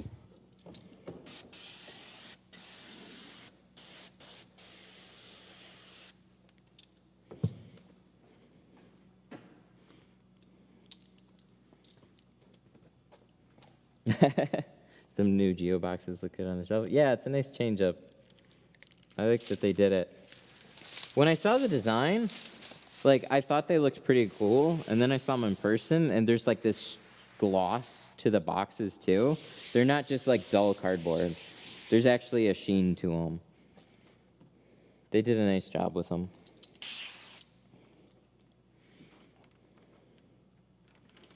And I'll say it's really nice to see a company that thinks that way, too. Right? Like, Avery Dennison picked up a window film company. Oh, sorry. Yeah, Avery Dennison picked up Haneda Tech, and they had colored boxes. And then as soon as Avery bought them, they turned them into ugly brown cardboard boxes and changed the branding from Sigma and Sigma Pro to NR and NR Pro. And you're like, wait, what? Why'd you do that? I thought Sigma was actually a pretty cool sounding name. Damn you. That kind of stuff does carry weight, but then there's somebody in a sterile room making that decision, I think. Their job is trimming margins. Well, it's unfortunate, but especially nowadays, like you can look, there's two ways to look at it. You can look at the physical cost of it, or you can look at like the earned media cost, or not cost, but like the earned media that you're potentially going to gain, and you can't just quantify earned media in any way. It's like a good part of it is luck, or just doing the right things, right? But competition makes everybody improve themselves. So eventually they'll probably take a good look at it and go like, oh, we're just like an old-fashioned looking brand now. We need to do something new. Marketing materials, boxes, like, and they may never do that. But I can tell you, there's quite a few companies now that are. I mean, it's no joke why XPEL gained so fast in the window film space. They literally took a reputable film manufacturer, branded it XPEL, and everybody was like, oh, wait, it's this good film over here under this name? Sign me up. And now look at where they are today. It's crazy.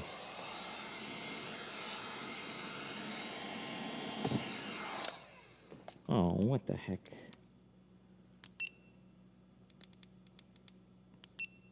That's weird. That's a new thing. I don't know where that's coming from.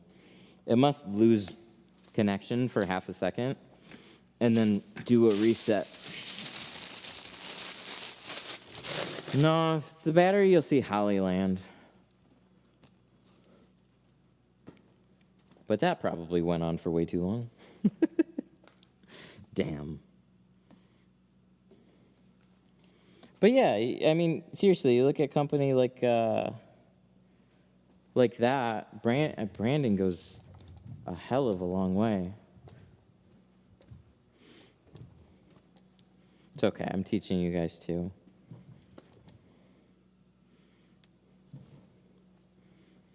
So the way that this whole crazy thing works is a GoPro goes to a transmitter.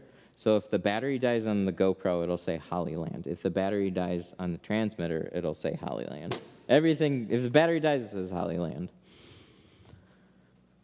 Because the receiver is still getting power. That was like a GoPro media screen. So when you, like the way this works too is I take a media mod, plug it into the, I take the GoPro, plug it into the media mod, that gives me a HDMI out on the GoPro, and then that just goes to an HDMI transmitter.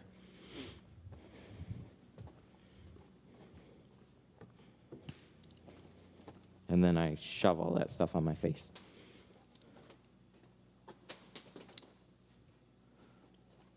So is it confirmed XPEL is just Squeegees? That's all I know it to be.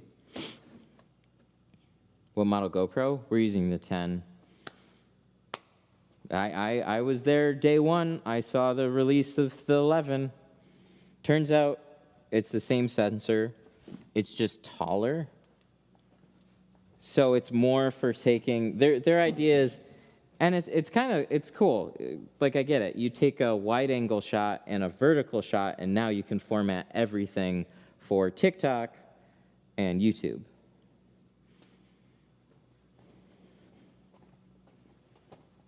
But for everybody that's got a 10 already, you're not getting better video quality out of it. You're just getting more perspective. Same exact quality.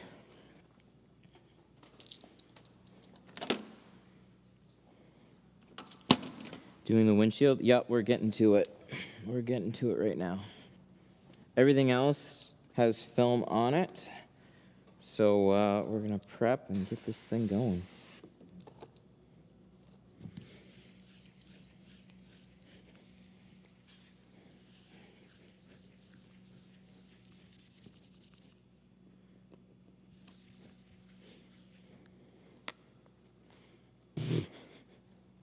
Yeah. Limo on the windshield. Yeah, we just did 20 on everything else. Let's do limo on the windshield. Or double. Double limo.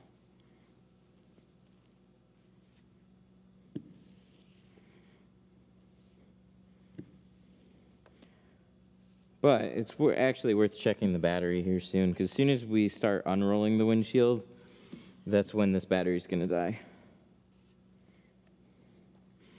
Does a 36-inch roll cover most back windows? Yes.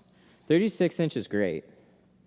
It's going to cover basically every back window and almost every windshield. You have transit vans that are a little taller. You have caravans, which are a little taller. So unless you're doing those, 36 inch is going to be great. I'm trying to think of one back window it doesn't cover. It even covers the like C6 vet.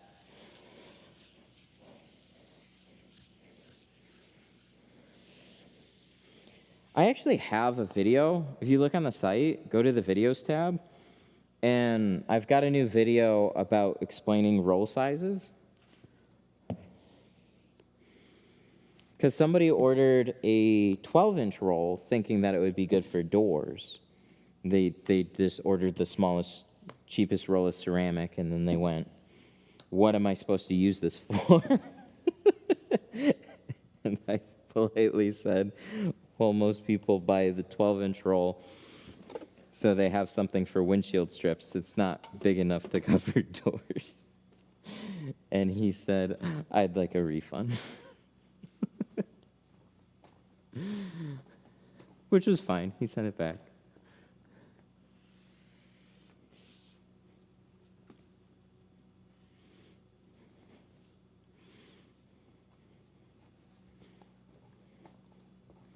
But yeah, I actually, it's a basically everything that I wanted to say about it. 36 split in half. That I'll use for cars.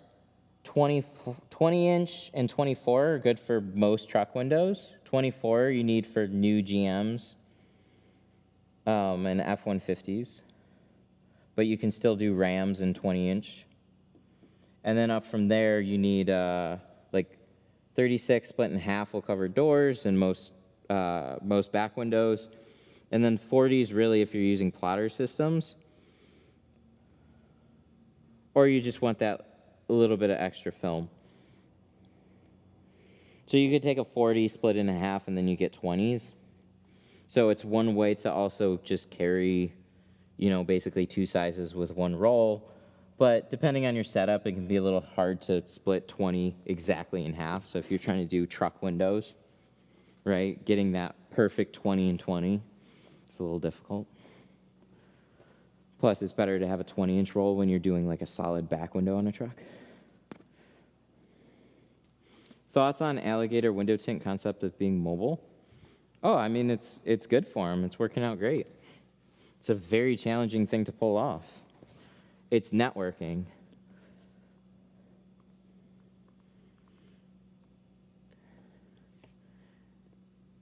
Like a big part of his success is, I mean, professionalism and networking. So you noticed all his branding is like on point. He's always wearing polos. He has a theme to everything. Everything's on point all the time, and he takes care of his people. The other side of that is marketing, and that is a really tough thing to pull off, but he's done it. So, I mean, opportunity and ambition really landed him a good spot on the OG channel, Obsessed Garage, which was super cool. So that gave him a huge jump. That's not the reason why he succeeded, but it definitely helped along with what he's doing. So it's like looking for those types of opportunities. And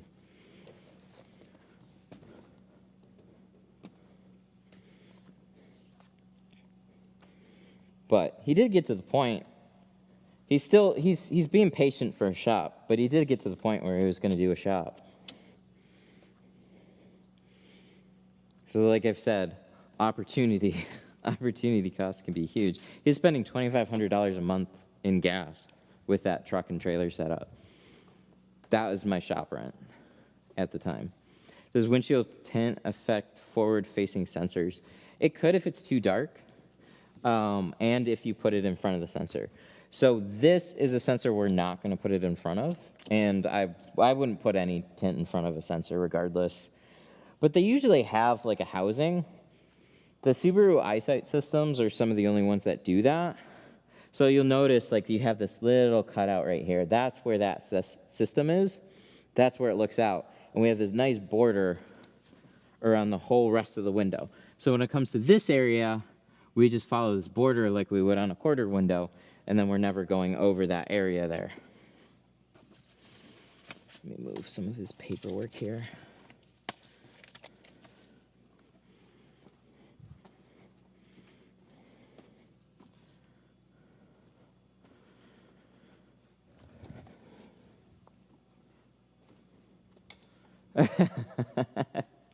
I'm 10 cars in and one of my customers wants to bring me an i8. What a bummer that I don't have that kind of experience. Oh, boo-hoo. One of my clients want to bring me a super high-end car.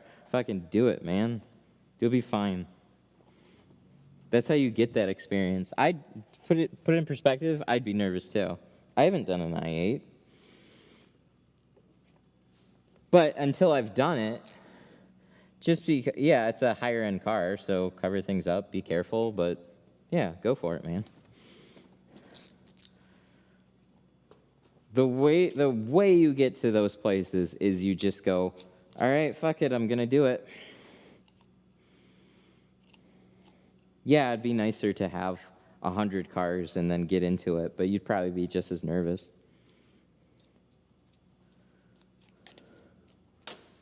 You know what people haven't brought me? An i8. Nice, man. That's cool. I bought a roll of Lexan Carbon to practice. What do you think of the quality? What version, like what roll they have? People say this. It's driving me crazy. I bought Lexan Carbon. I bought Geo Ceramic. I bought 3M. What do you think? And it's like these companies have multiple lines of film. So they have like 3 different carbons. 2 of them are shit. 1 of them is actually good. So it depends on which one you bought there.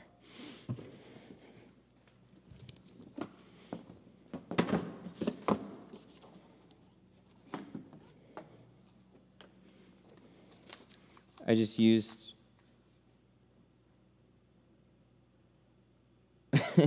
my half-ass felt card and I love it. What do you mean by half-ass felt card?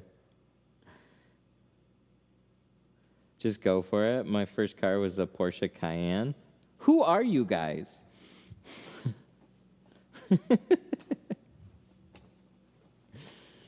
Yeah, I mean, that's how you build up that experience. And then until you take on those challenges, you'll be nervous about them.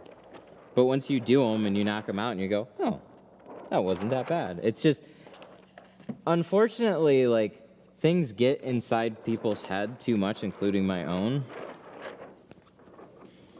That makes you like, I'd probably take on certain older cars, but I just like, it's probably going to take me too long. It's probably not going to be worth the money.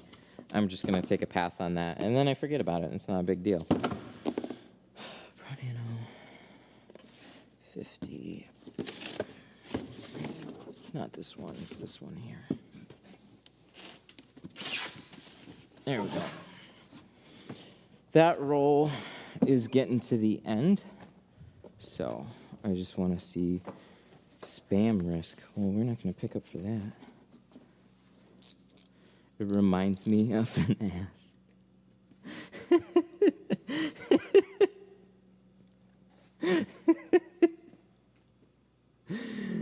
I will never look at this felt card the same way again.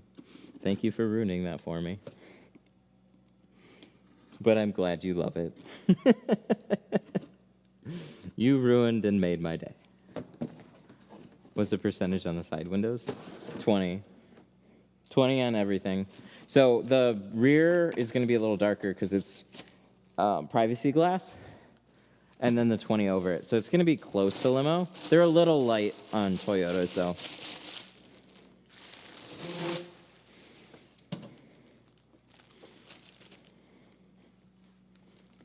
Oh boy, full roll of brand new full roll of ceramic. Yikes. On a windshield. It's gonna be a little heavy. I should probably be careful. You need this for anything? No? Okay. All right.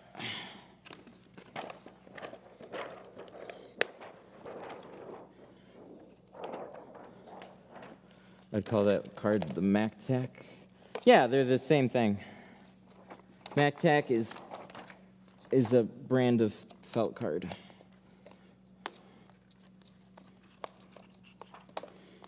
They're pressed wool shrinking cards is what they are.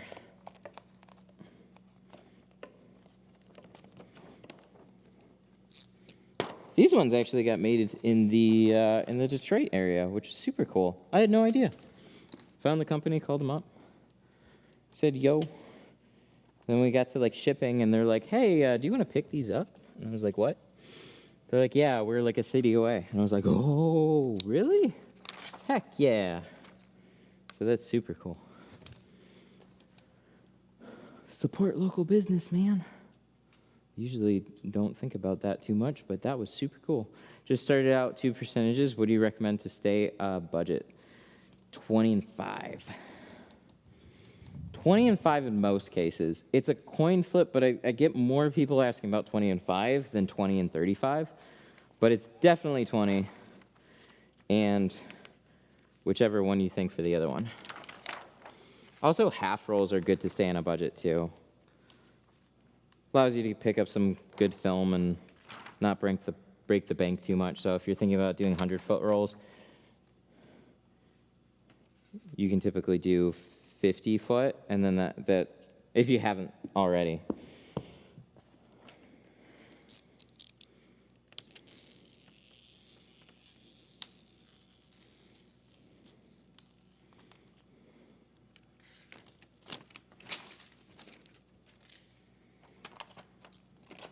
I'm breathing hard like you. Whoa, am I breathing hard? Oh shit, now I'm self-conscious.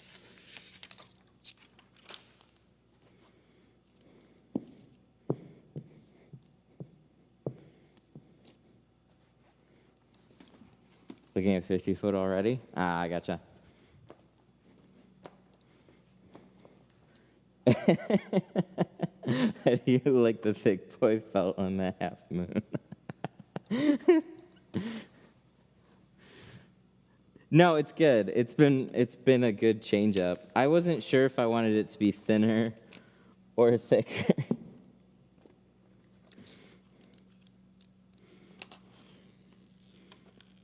So the rectangle ones are the thinner, and the half moon are the thicker ones. This next go, I might change the rectangle ones to the thicker. The reason I like the thin is when I'm carrying this stuff around, I like a thin profile to keep it in my tool belt. But as far as keeping it a little bit more rigid, I like it. It's good. I think it was needed, especially for the little inch longer.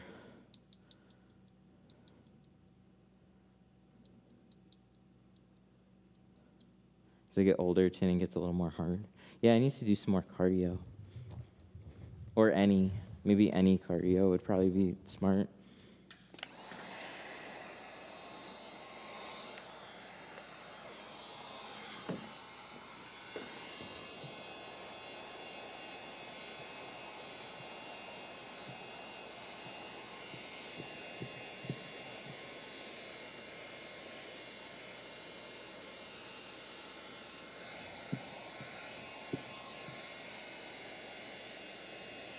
Do you dry shrink the windshield? Yeah, front and back always.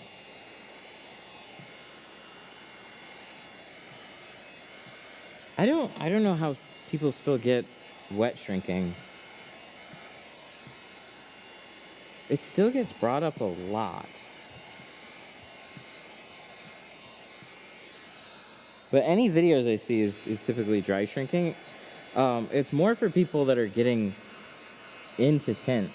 They'll ask like wet or dry shrinking. And I don't know where that confusion comes in, because dry shrinking is going to be infinitely easier and faster.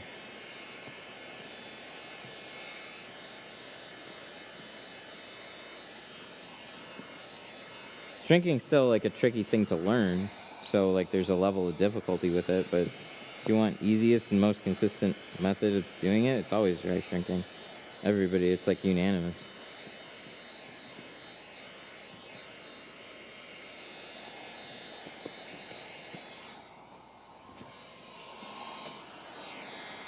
There's like a handful of situations for wet shrinking, but it just comes to like an exterior film, maybe crystalline.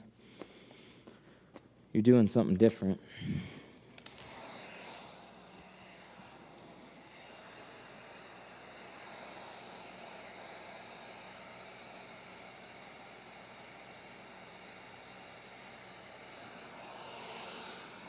Didn't know wet shrinking was a thing. Yeah, I hardly see anything about it. But for whatever reason, I still get it, like, I still see it asked often enough. Like, there was a post the other day, and he was having problems with the back window, and he said he was wet shrinking. And it was like, obviously it was new to tint, and it's like, well, why are you wet shrinking?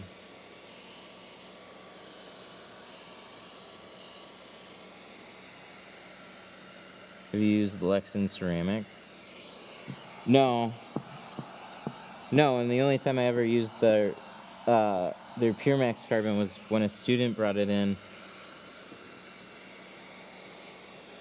I have no good way of getting like a long opinion about it. I would just get it, throw it on a door, see how it looked, and then that'd be the end of it. But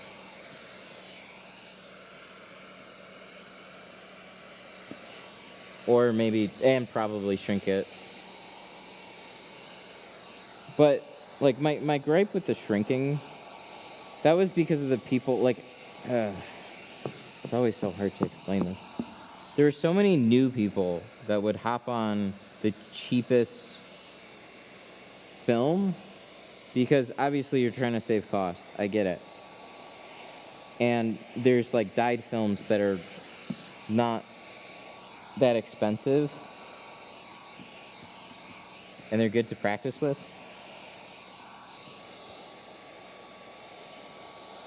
But then I guess people see carbon and then it's lifetime warranty and I don't know. They maybe want to put it on their own car or something. But then the problem would be that film in particular was it's not a great film to learn how to shrink on that film. So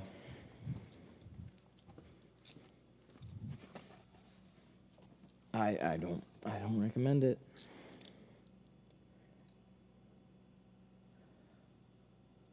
But their Pure Max was more, I'd say, in line. It's definitely not the same, but it seemed easy enough. It was definitely more consistent. It didn't suffer the same haze as the cheaper ones that they had. So that was like my quick impression from it. It was actually pretty decent. But there's no way I'm going to be able to test it long term. Like, what am I going to put it on? I've got a car that I've got to retint every month for the class. I've got my own personal vehicle that my wife drives, so I'm not going to put some hazy shit on it.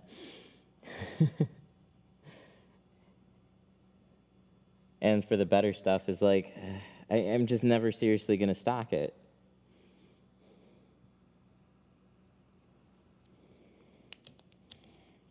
That's for you to decide.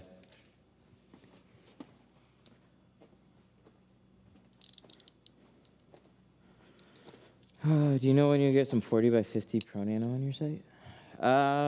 It's not there. I can find out about it. What shade?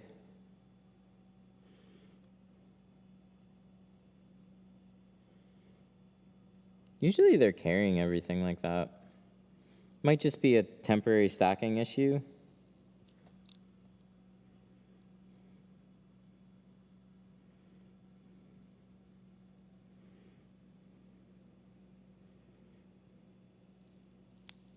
%. Yeah, I can see. It's a little unusual.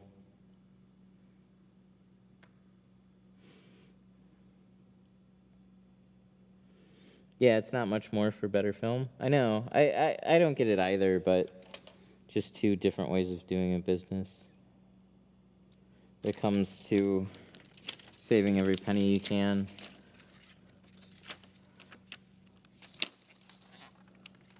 But again, it's just a different way of doing things.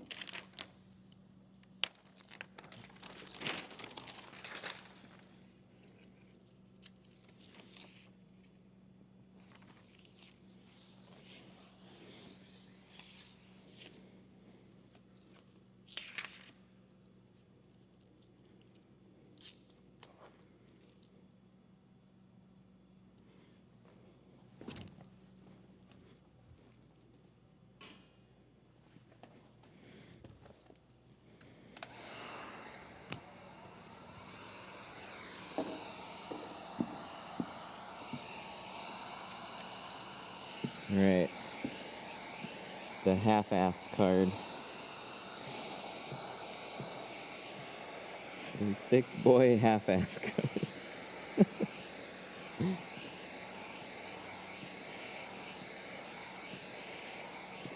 It's the new tinter mentality. Film isn't the biggest expense. Why try to save there? Yeah, when you start running your business, you realize that film is not your biggest expense. Time's your biggest expense.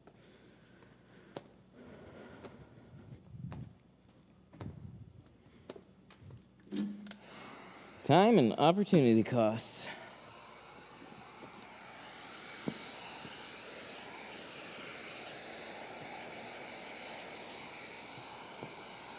Whew.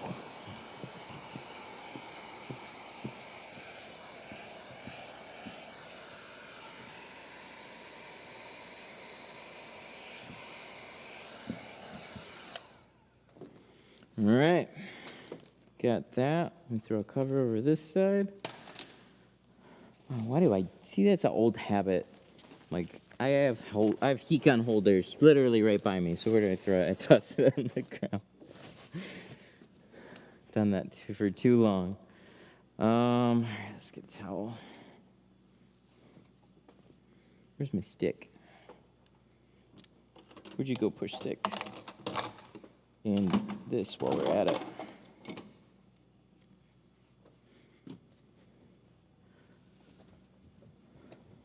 What time is it? 5? Yep. That's kind of what I thought. 3, 4, 5. Oh well. All right, we're definitely gonna have to check a battery. Or we're gonna have to change it. I'm sure of it. So we'll do that quick.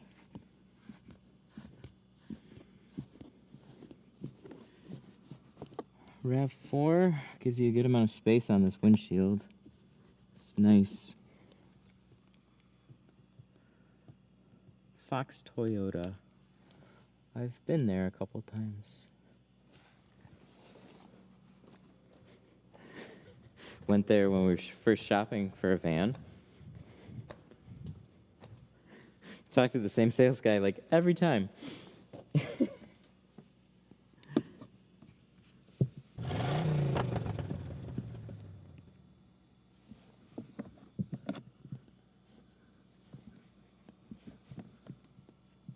Swalligang super chatted $1.99.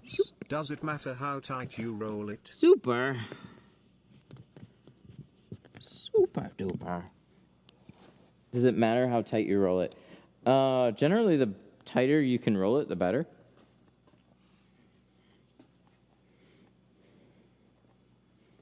Swole Gang with a 2, thank you. If you can manage to roll it tighter, it's a good thing. There's like, you know, if you're like trying to do it pencil thin, sometimes the liner starts getting pushed forward, so then I'll relax the roll a little bit. So I just keep that in mind, but the tighter that roll, you'll be able to sneak it into this little gap here at the bottom. So when you're unrolling it, it helps a lot. So it's definitely a good thing to keep it on the tighter side if you can. If it starts loosening up too much, still go with it. You can make it work all right.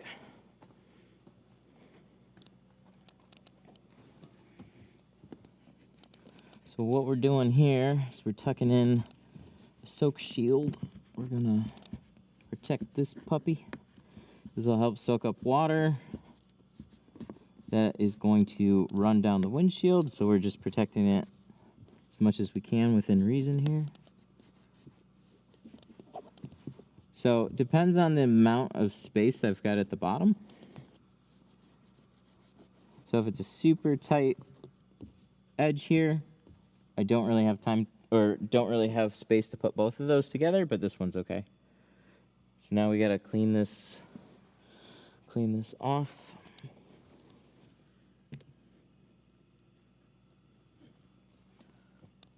We're gonna scrape it. We'll keep this up here. That'll stay out of our way. Yeah, I got a pretty straightforward shot on the windshield. A couple more things. Put a couple more rags and stuff in here.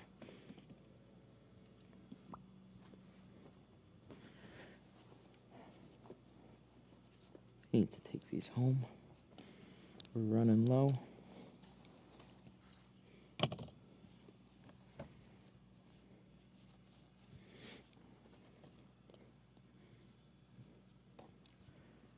All right. So, give me like 5-second break. It's all the in and out you got to do on the windshield. Let me grab that other battery. Oh. Carrie sent me a message. That means it's a branding message. That's a good thing. Oh yeah, this battery. Let's take that over there. Dang, I want to look at it.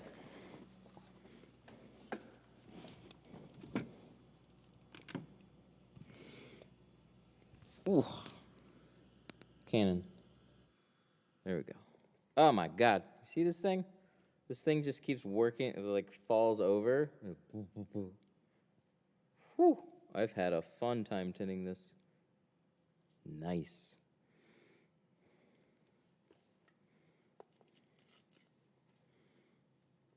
I've got a big Mercedes van this Sunday. It's not going to fit in my garage, and I'm 5'5". Need to put the windshields and doors. Oof. Ooh. I don't know about doing that windshield outside. Trying to remember the last Mercedes. Like what? Sprinter? Is that what they have? I've definitely done Mercedes Sprinter. Oh, it's not that bad. It's big. It's helpful to have a bench ladder. I actually have a video on it. If you go to the 313tint.com, click on the video section, scroll all the way to the bottom. I believe that was a Mercedes Sprinter that I did a windshield on. Is the car turned off completely? Yeah, I just leave it on for the doors. Okay, so we're good with this. Let's see what our video feed is doing. It's not doing anything yet.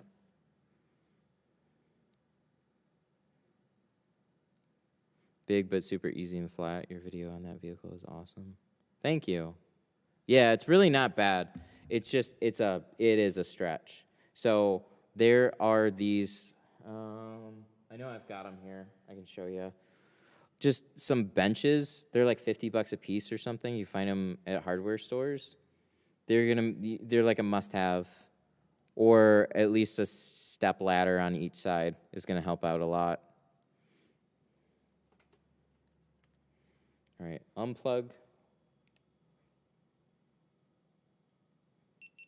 Oh, I don't think I turned it on. I think that was the issue.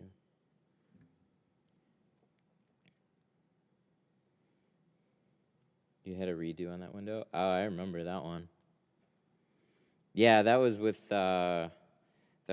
one of those more rubbery ceramics. So when you squeegee it, it would tend to tack up in certain spots, and because it was a little rubbery, it would roll over on itself way easier. And once you do that, it's creased. And I just got careless. I was so mad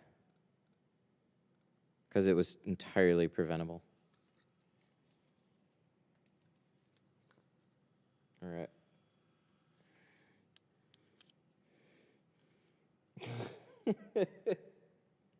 You sure? I'd call it thick boy half-assed.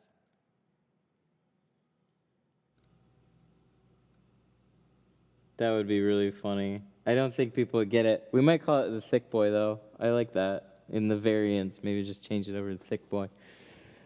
I've been wanting to see your felt cart. Okay, real quick. We'll cover a couple things. Okay, so film boxes are on that one, and other stuff is on that one. So we'll just show this one really quick. Most of these are empty boxes, by the way. So there's these benches.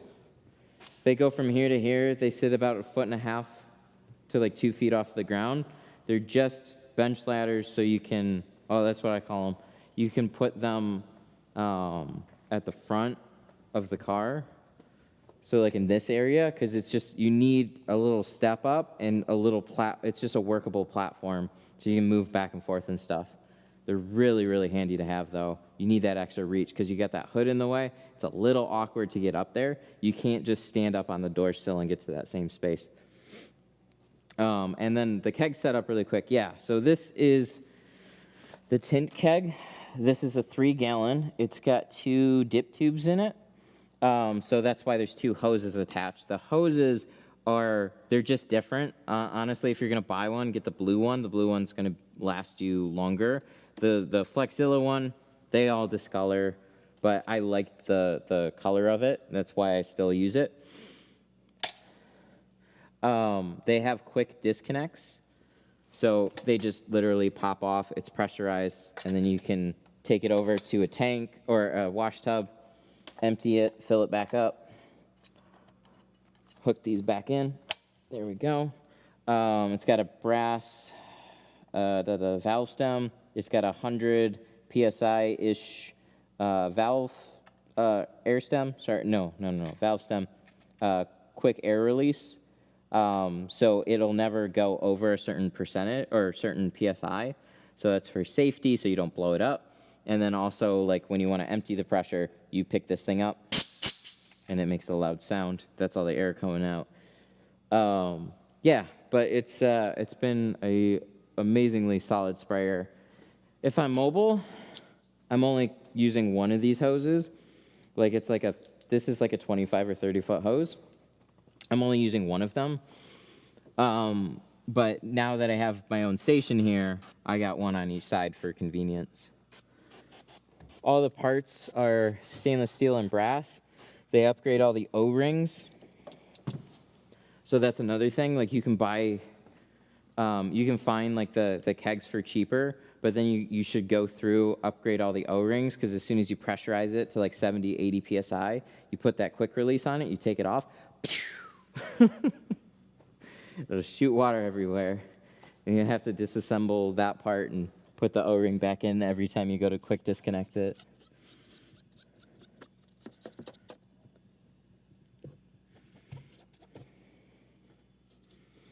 Oh, I forgot about my my graphic. I want to see my design.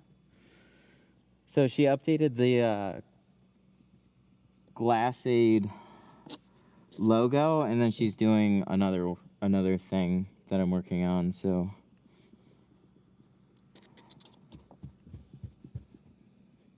where do you buy the O-rings? I didn't even know, dude. I just get everything from Tint Keg. Oh wait, no, they do have upgrade setups. So you can buy, like, so if you already have a keg, they'll talk to you about how to set it up right for tinting and everything. So Sun Distributing. That's where all the tank keg stuff is. They actually do have O-ring packs and stuff, exactly the size you need, because you'll be going through all the sizes and stuff. It's just one of those things that, like, they sell 10 million different sizes of O-rings, and it's hard to know exactly what size you need. They already have everything, and they can tell you all the answers, so. Yeah. That's also where you can pick up a tank keg, too. Check out the link I just dropped in the comments. Really good people, really cool company. They sell film and tools, and then they do all the custom keg stuff too. So, you know, those designs are super, super cool. And then they do some burn away designs with like your shop logo if you want.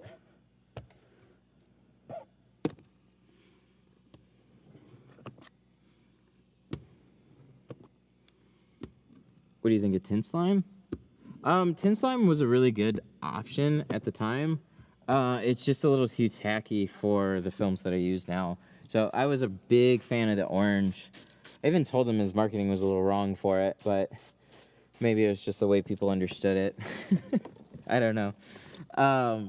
So the Tint Slime orange was honestly, like, to me, it was similar enough to baby shampoo, where, like, if you want your film to slide around, that was the stuff.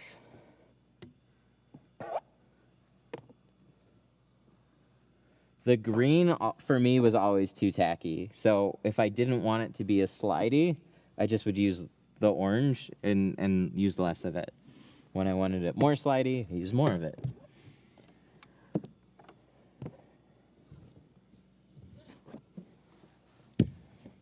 Good product, though. Stays cleaner. It's nice. It's just tacky, unfortunately. Yep. I got the... yeah, always, right?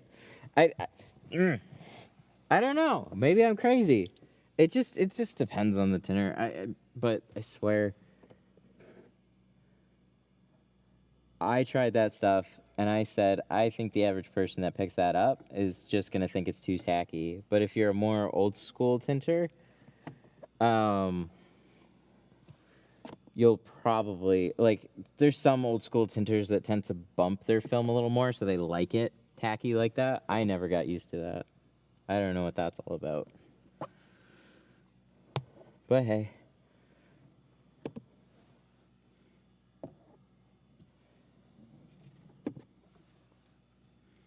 And then Fusion's got their all-type solution, which just comes in one flavor. Which I don't know. I don't know. To me, none of them quite act like the way that I need them to.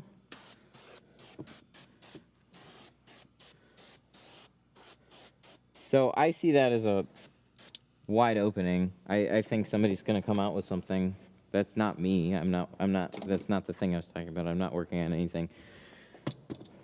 I think somebody's going to come out with something eventually, and then it's going to fill that gap there.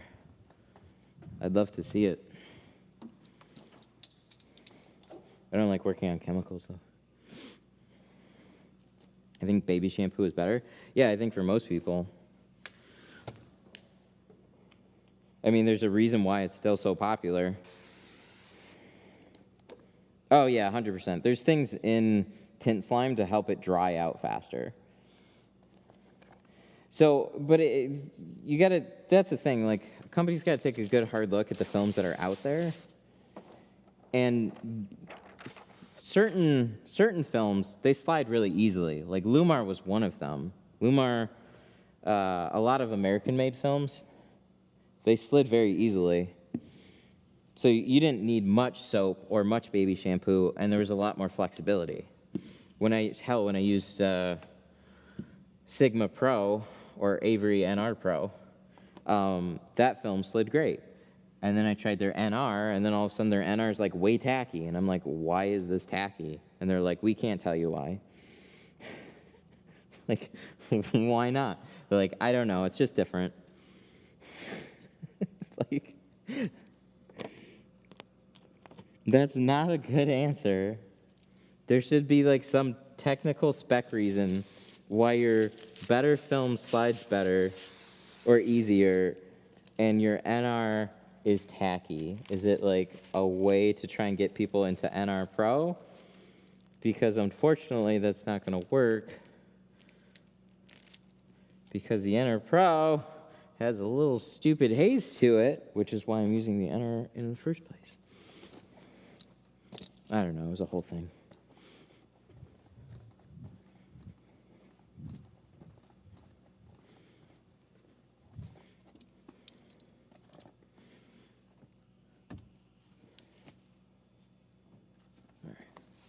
All right, one more side.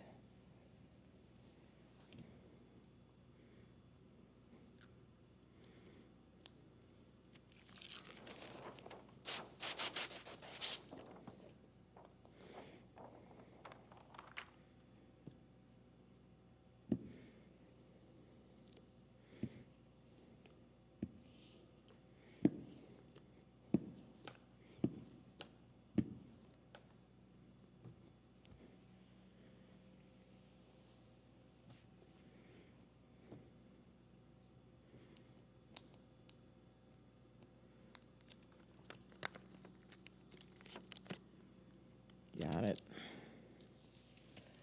All right. Here we go.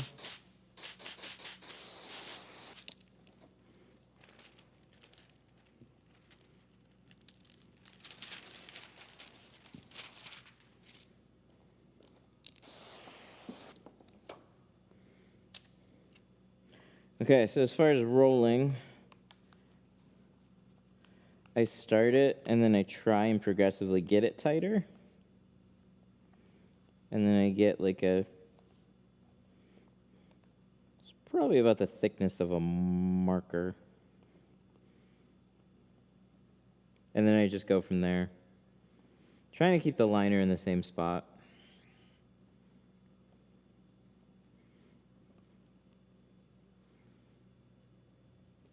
But then the more air pockets you have in the way, the more that's going to get disturbed. You start rolling that up. It gets a certain point. Sometimes I'll roll that little air pocket into it and then just keep going. Just trying to keep everything in place. Roll all that up. Going. So at this point, it's definitely widened out. So when you start it, like, you see that? Probably like an inch or so. All right. Let's back out. Now we gotta flip this. Hopefully we can get it. There it is. Liners here, tints here. Then they magically separate. Liner then flips over to the back side. I'll spray off the first couple inches. I don't go into where it's unrolled, like just the end, really. I'm not trying to rinse anything that I've rolled up. Just rinsing past that area into some stuff that I've already unrolled. And then from there, try and work that bottom corner on first. Slide the film up. Then that starts giving you a little bit of flexibility. Unroll. And then slide down. Slide over. And then we're unrolling. So at this point, pick the liner off. Keep that roll away from the glass. Let it unroll. And then just start working that film up.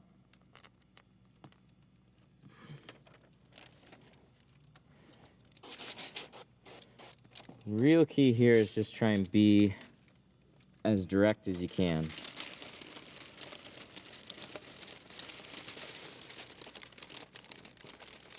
So if you can get it into position and everything just falls into place, you'll have as clean of a reverse roll as you can get. minus a little bit of luck.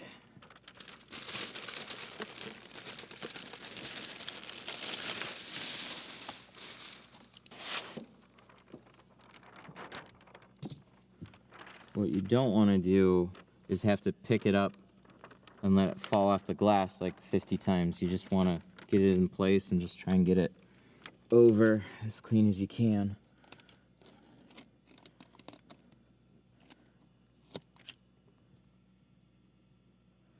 Then check all your edges, because this is the only shot you're gonna get to make sure that your film has not slid, or if it has, you can bump it into place with a 50% and 70%. That's always hard to tell.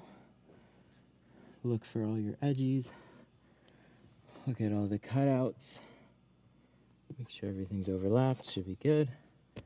And start in the center.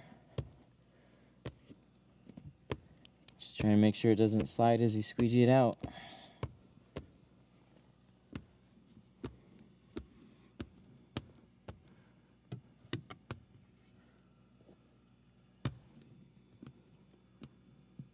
Good.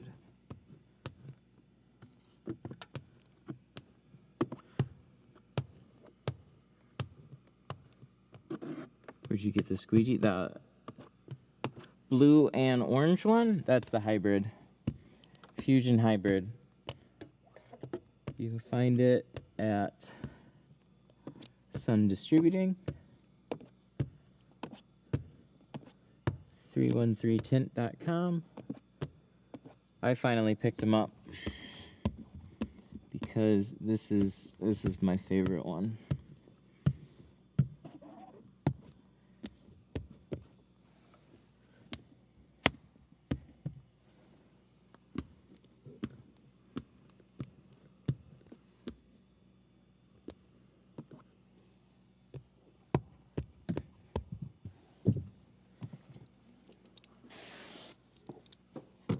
Looking good. So on this pass, the first pass I got what I would say is most everything out. This second pass is harder. And in case I miss something and I want to squeegee some extra water out just to keep everything nice and even. So there's still going to be water. No matter how hard you push, there's still going to be water in between the film and the glass. But making everything, like getting out a good amount is going to just, as it's drying, like it's not going to dry necessarily even better. It's just going to look more even as it's drying. And you're avoiding any big water pockets or small air pockets that you may have left behind. It just gives everything a good sweep. And then we'll have to check it over. I think that's the difference there, though. I talked about this last time. I never like... Windshields, to me, are always a little bit scary. Every time. Doesn't matter.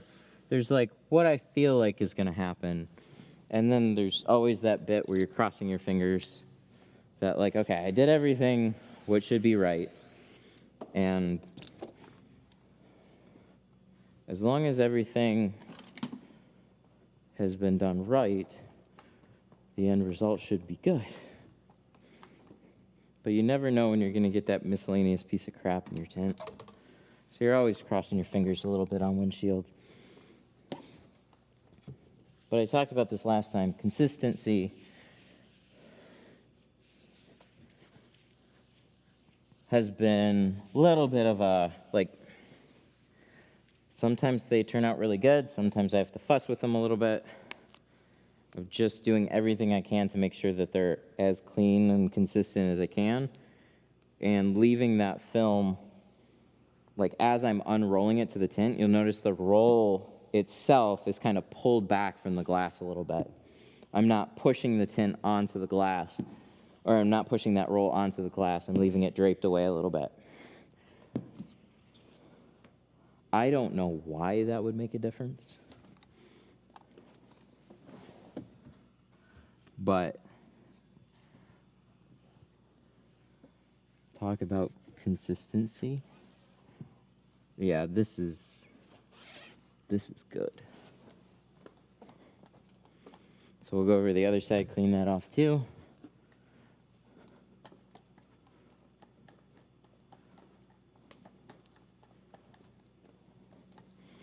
Then we'll wipe everything off, do some little touch-ups, and call it a stream.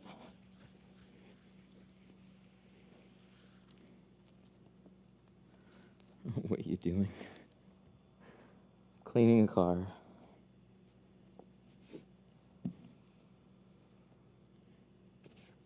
I have too many things in my hand.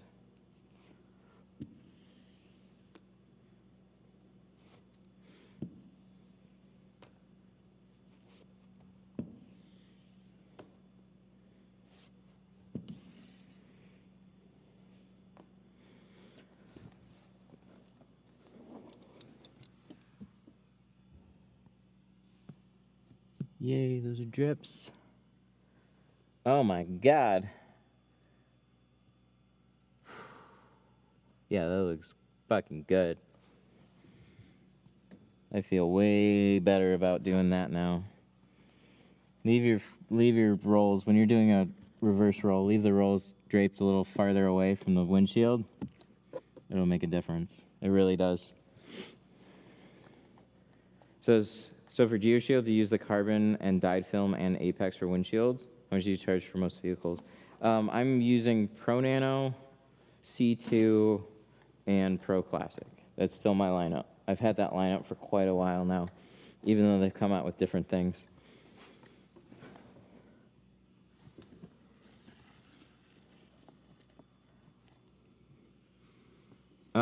So just windshields by themselves, 150, 200, 250.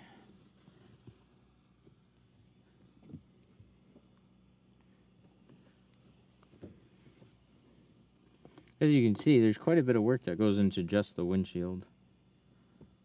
They're tedious, man.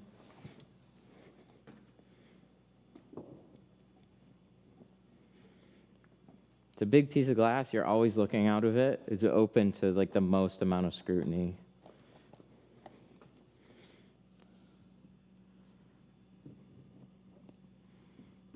It's like everything bad together. Sometimes it's the most curved. Often it's the most curved on the car too. But if you can do back windows, you can do windshields.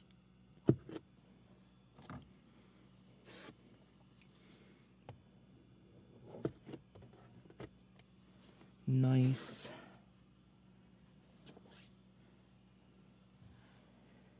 Do you charge the same for SUVs as sedans? Yeah, for the most part. I kind of made everything under one blanket pricing. I used to change it up a little bit for cars and sedans. Or sorry, sedans, coupes, SUVs were more expensive. And I just put everything under one blanket price, essentially. Unless it's in that, like, super asshole tier, I guess.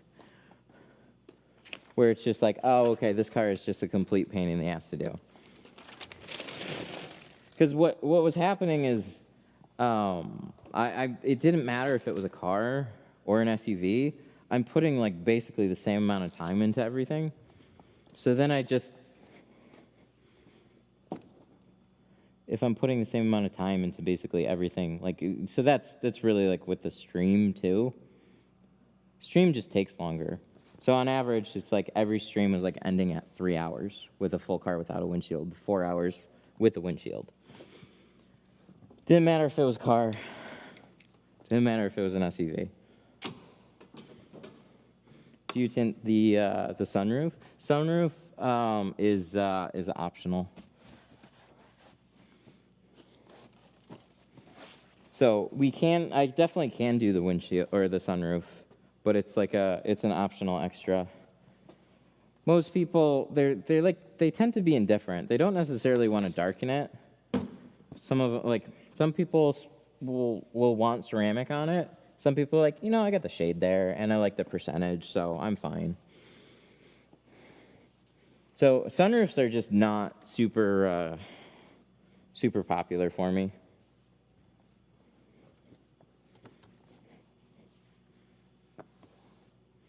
I meant wipe or clean. Oh. I mean, yeah. Yeah, I can wipe and clean it off too.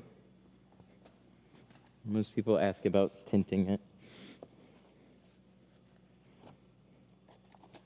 And in that case, yes.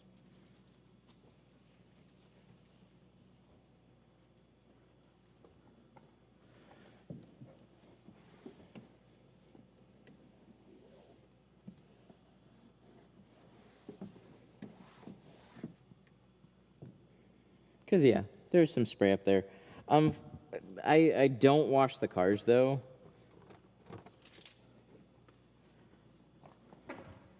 It's not that I'm lazy.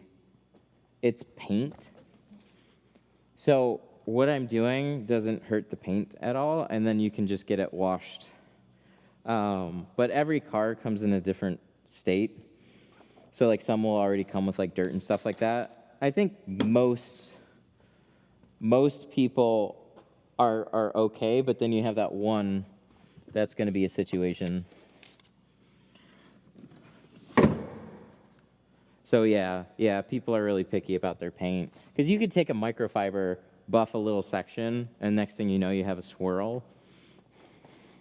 And then they're calling you about getting the whole thing detailed. I think that'd be relatively rare, but it's not that it couldn't happen. So I touch the glass, I work on the glass, I try and cover up what I work on the inside too. And that's about as good as I can do. I take care. More so than most places would. Nice. I like the Rav4, man. I have a good appreciation for hybrids now. Bet this thing is awesome on gas.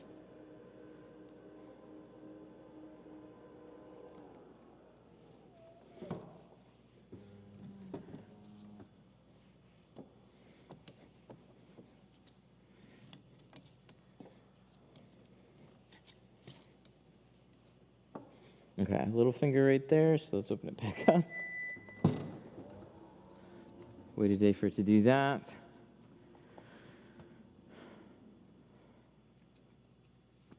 I didn't wipe the paint. People are anal about their paint, and we're in Michigan. Those cars rust out in a few years anyways.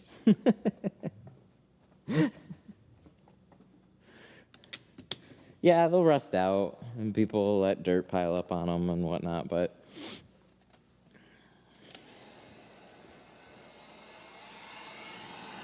there's people that care.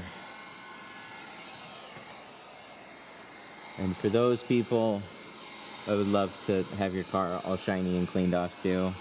I worked at a shop that wouldn't want me to hand cut on the car. Not because hand cutting was dangerous. It was because obviously sprays leave streaks down the side of the car.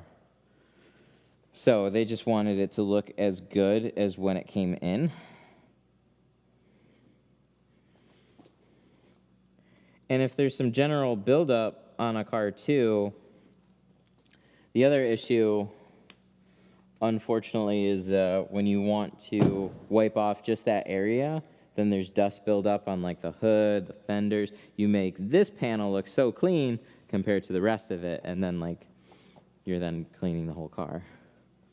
So it doesn't make as much sense. Damn. Yeah, this looks good.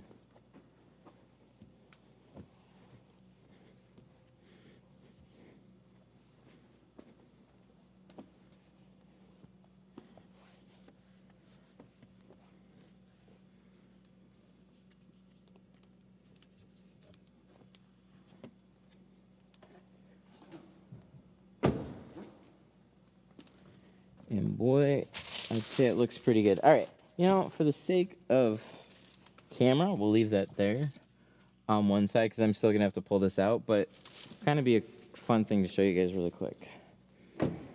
So we have 50 on the windshield, 20 on the front doors, 20 over the factory on the rear.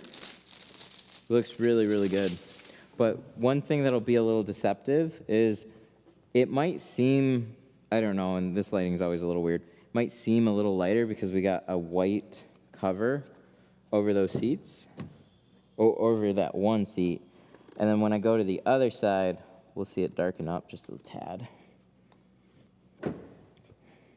So when I'm looking through, your interior color will make your windshield look lighter or darker.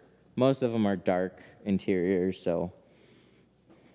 But 20, you can still see through with some silhouettes and stuff. Yeah, man. Turned out nice. But this is like heavy overcast lighting. So, what are you using to clean the windows? ISO.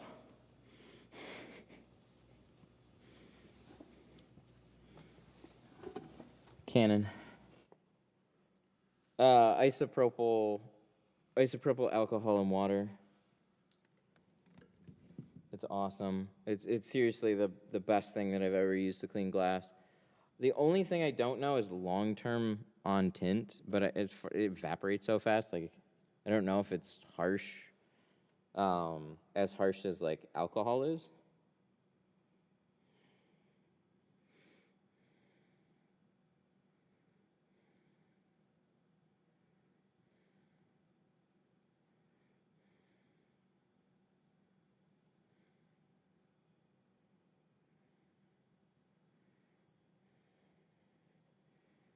Ooh, interesting. I gotta check these out. I love your content. Thank you. That's really nice. All right. 6.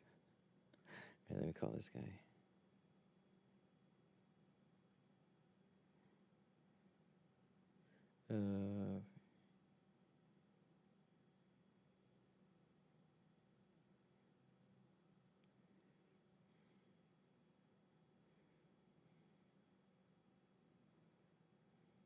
Come on. There we go.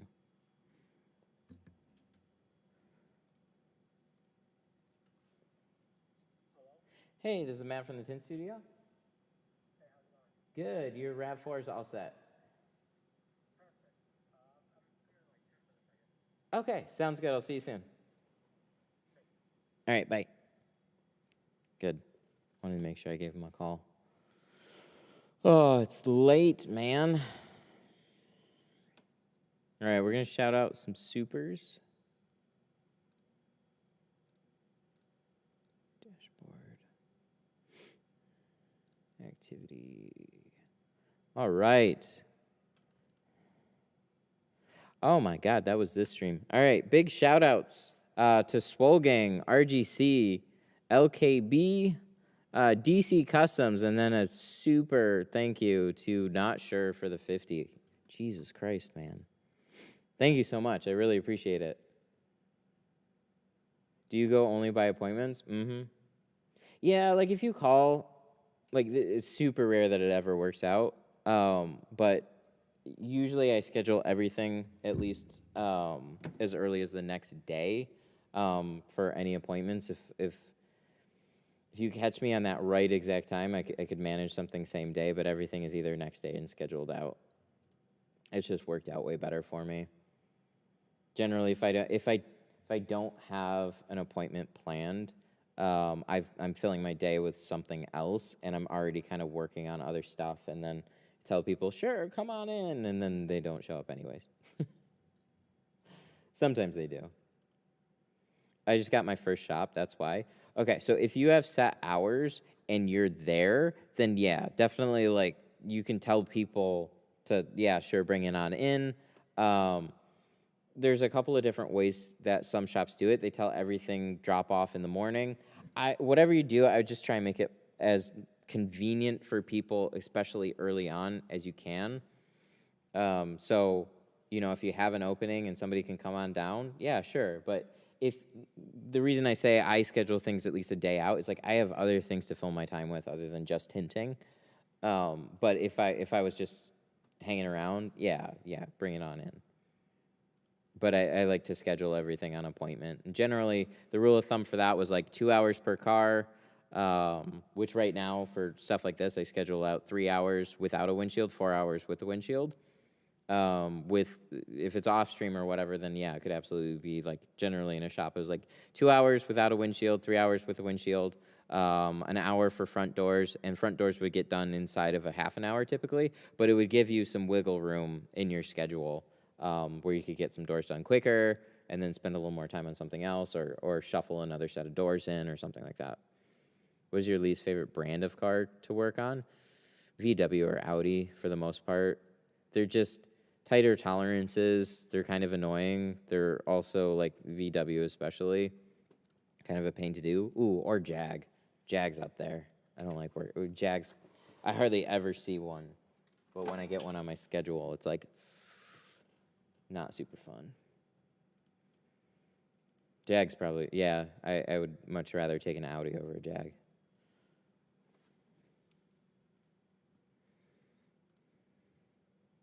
How long have we been streaming for? Has it been 4 hours? 3.5 hours. Oh, that's actually not too bad. Usually these things run till 4. But yeah, 3.5 hours, not bad. What do you think about the backpack sprayer? I like it. I think it's really cool. The only question is like carrying that water weight on your back when you're moving around. So like I have my headset and it's not heavy, but it gets annoying.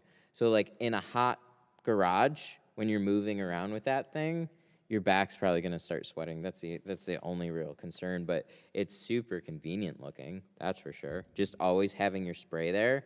And like the tint kegs are great, but you have to manage your hoses. So one on each side is nice, but I'm always kind of reaching for it when this is like literally as convenient as you could get it. It's a cool idea.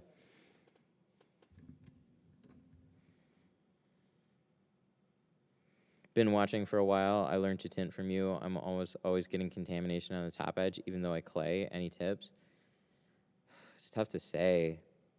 Don't spray your top edge too heavily. So if you're spraying the top edge, like you peel the tint, you spray the top edge. If there's stuff from the outside dripping down into your tint, that would cause a dirty top edge. And then as far as installing it, putting it up on the glass just underneath the top edge of the tint and lift it up into that, that's gonna help. That should help fix anything. Otherwise, if you have to like put it on the glass, peel it back, that's immediate. Pulling trash from somewhere. It doesn't matter how clean it is, it'll pull in trash. Alrighty, guys. I gotta take off. Thank you so much for hanging out today. Thanks again for all the super chats. I really, really appreciate it. I've got a Corvette coming in on Saturday. It's going to be the C7, so I'm pretty sure I'm going to stream that. Just as long as... oh, wait. No. I've got family coming in. So scratch that. I was going to say Saturday, but I have family visiting on Saturday, so I got to do that one off stream, I think. So there'll be another live stream soon. There's been like 4 this week, though, so that's been crazy. Alrighty. You guys have a good one. Thank you. Bye. Love ya.